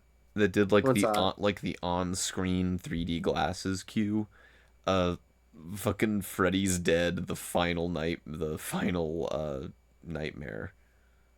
Oh, Freddy's that has Dead, got to be such an immersion killer, though. And I don't know how good or bad that movie is. I would assume not great because of that. I mean, it's the lowest rated Nightmare on Elm Street movie. Other than the remake. We should watch the Nightmare on Elm Street movies. Let's just watch all movies. Let's just watch all movies. Let's just watch all movies. Should get as we get closer to Halloween, I would love to join for more movies that I haven't seen. You really want to show me Shining? I will watch The Shining. Is it a bad time to mention that I have all of the screenings planned out until like March, and The Shining may or may not be planned in October? Oh, good. Anyway, come to Riff Yeah. Ponies watch-alongs. No, Oh I'm boy. I'm hoping. Thank you for everyone who, if everyone is still there, hopefully. I know Algernon's there. If I know if nobody else got me, Algernon got me. But I'm hoping to make these pretty regular again after Yeah. the vacation and the Everfree trip. Which, shout out to Everfree. I hope everyone got home from Everfree safe, had a good time. Yay. I'm sorry you got I got sick, home alive. Melody.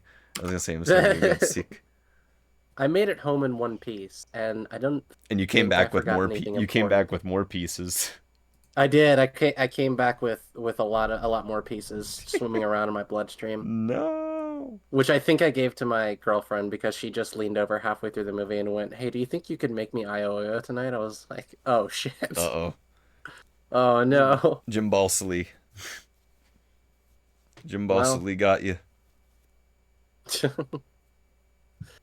I put on the mask when I went into the vendor hall. Should I have worn a mask outside of that? Probably. I'm just I do mask everywhere, but that's my choice. No, you should. I did Mhm. no, yeah, no. I am definitely not an anti-mask kind of How person. dare you want to not go sick? Minty. Minty could say that. He has the Canada card.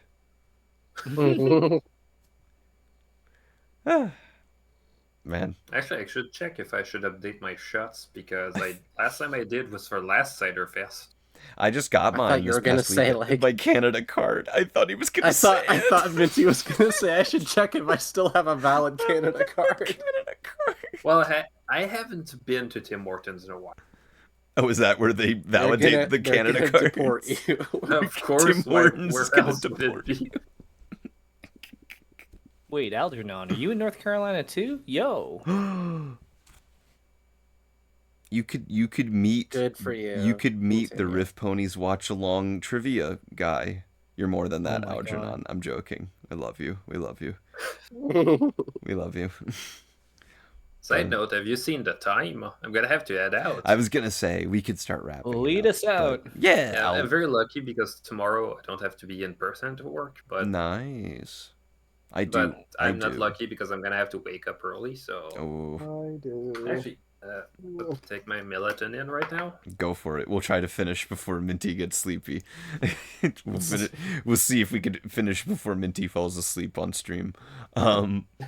But Yeah, no, oh, that's right. Thought they used to fall asleep in our movie streams. I was like, who did that? I Who had did. multiple times fell asleep because we were did. up until like 4 a.m. I- PST. I did. Oh, you know what this makes me think of? What? It was like almost 10 years ago. Was bringing back some friends from an anime convention.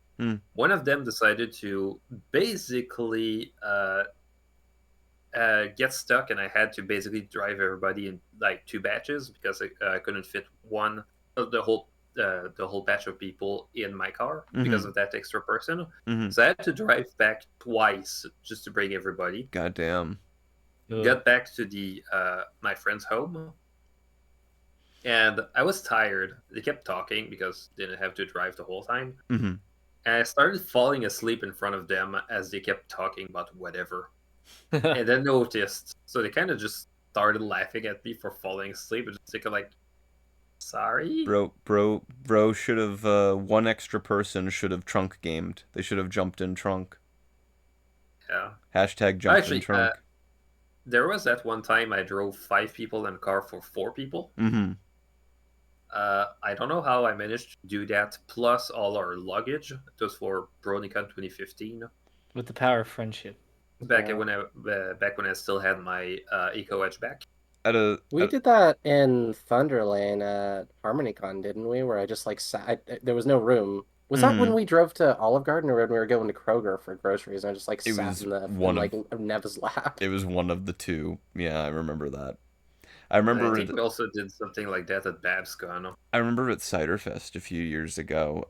We got in our friend Brink's car, and we had one person too many. So my girlfriend, who, if you've never met her, she's very short.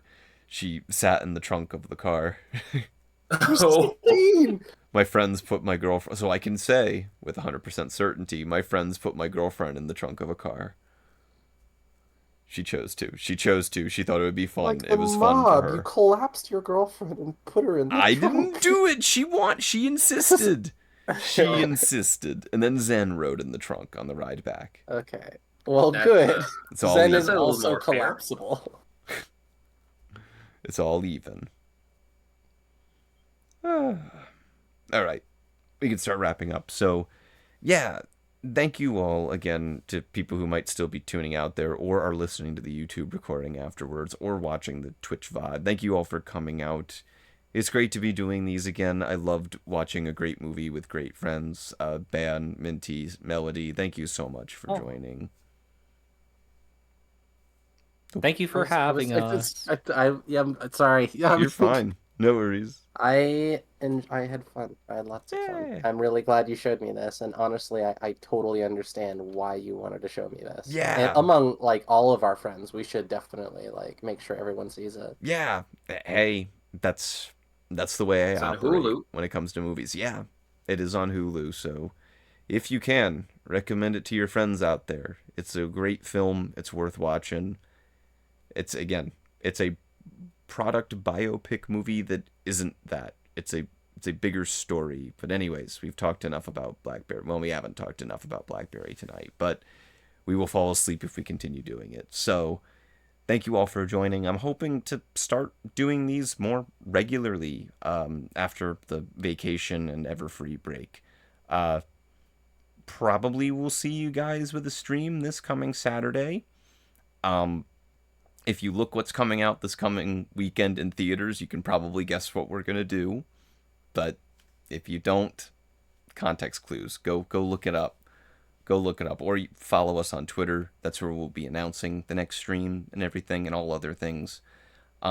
Speaking of Twitter, follow everyone at their addresses below. Follow Banquo, follow Minty, follow Melody. All great people, and they're sure to be on streams again. Thank you so much again, all y'all, for joining with me also. This was a holiday evening, free evening, and you all chose to spend it watching movies with me, so I very much appreciate it. It was a great movie and a great time with great people. Oh. This is so much better than a barbecue. That is fair. We should put that as a poll quote for RiffPonies watch-alongs.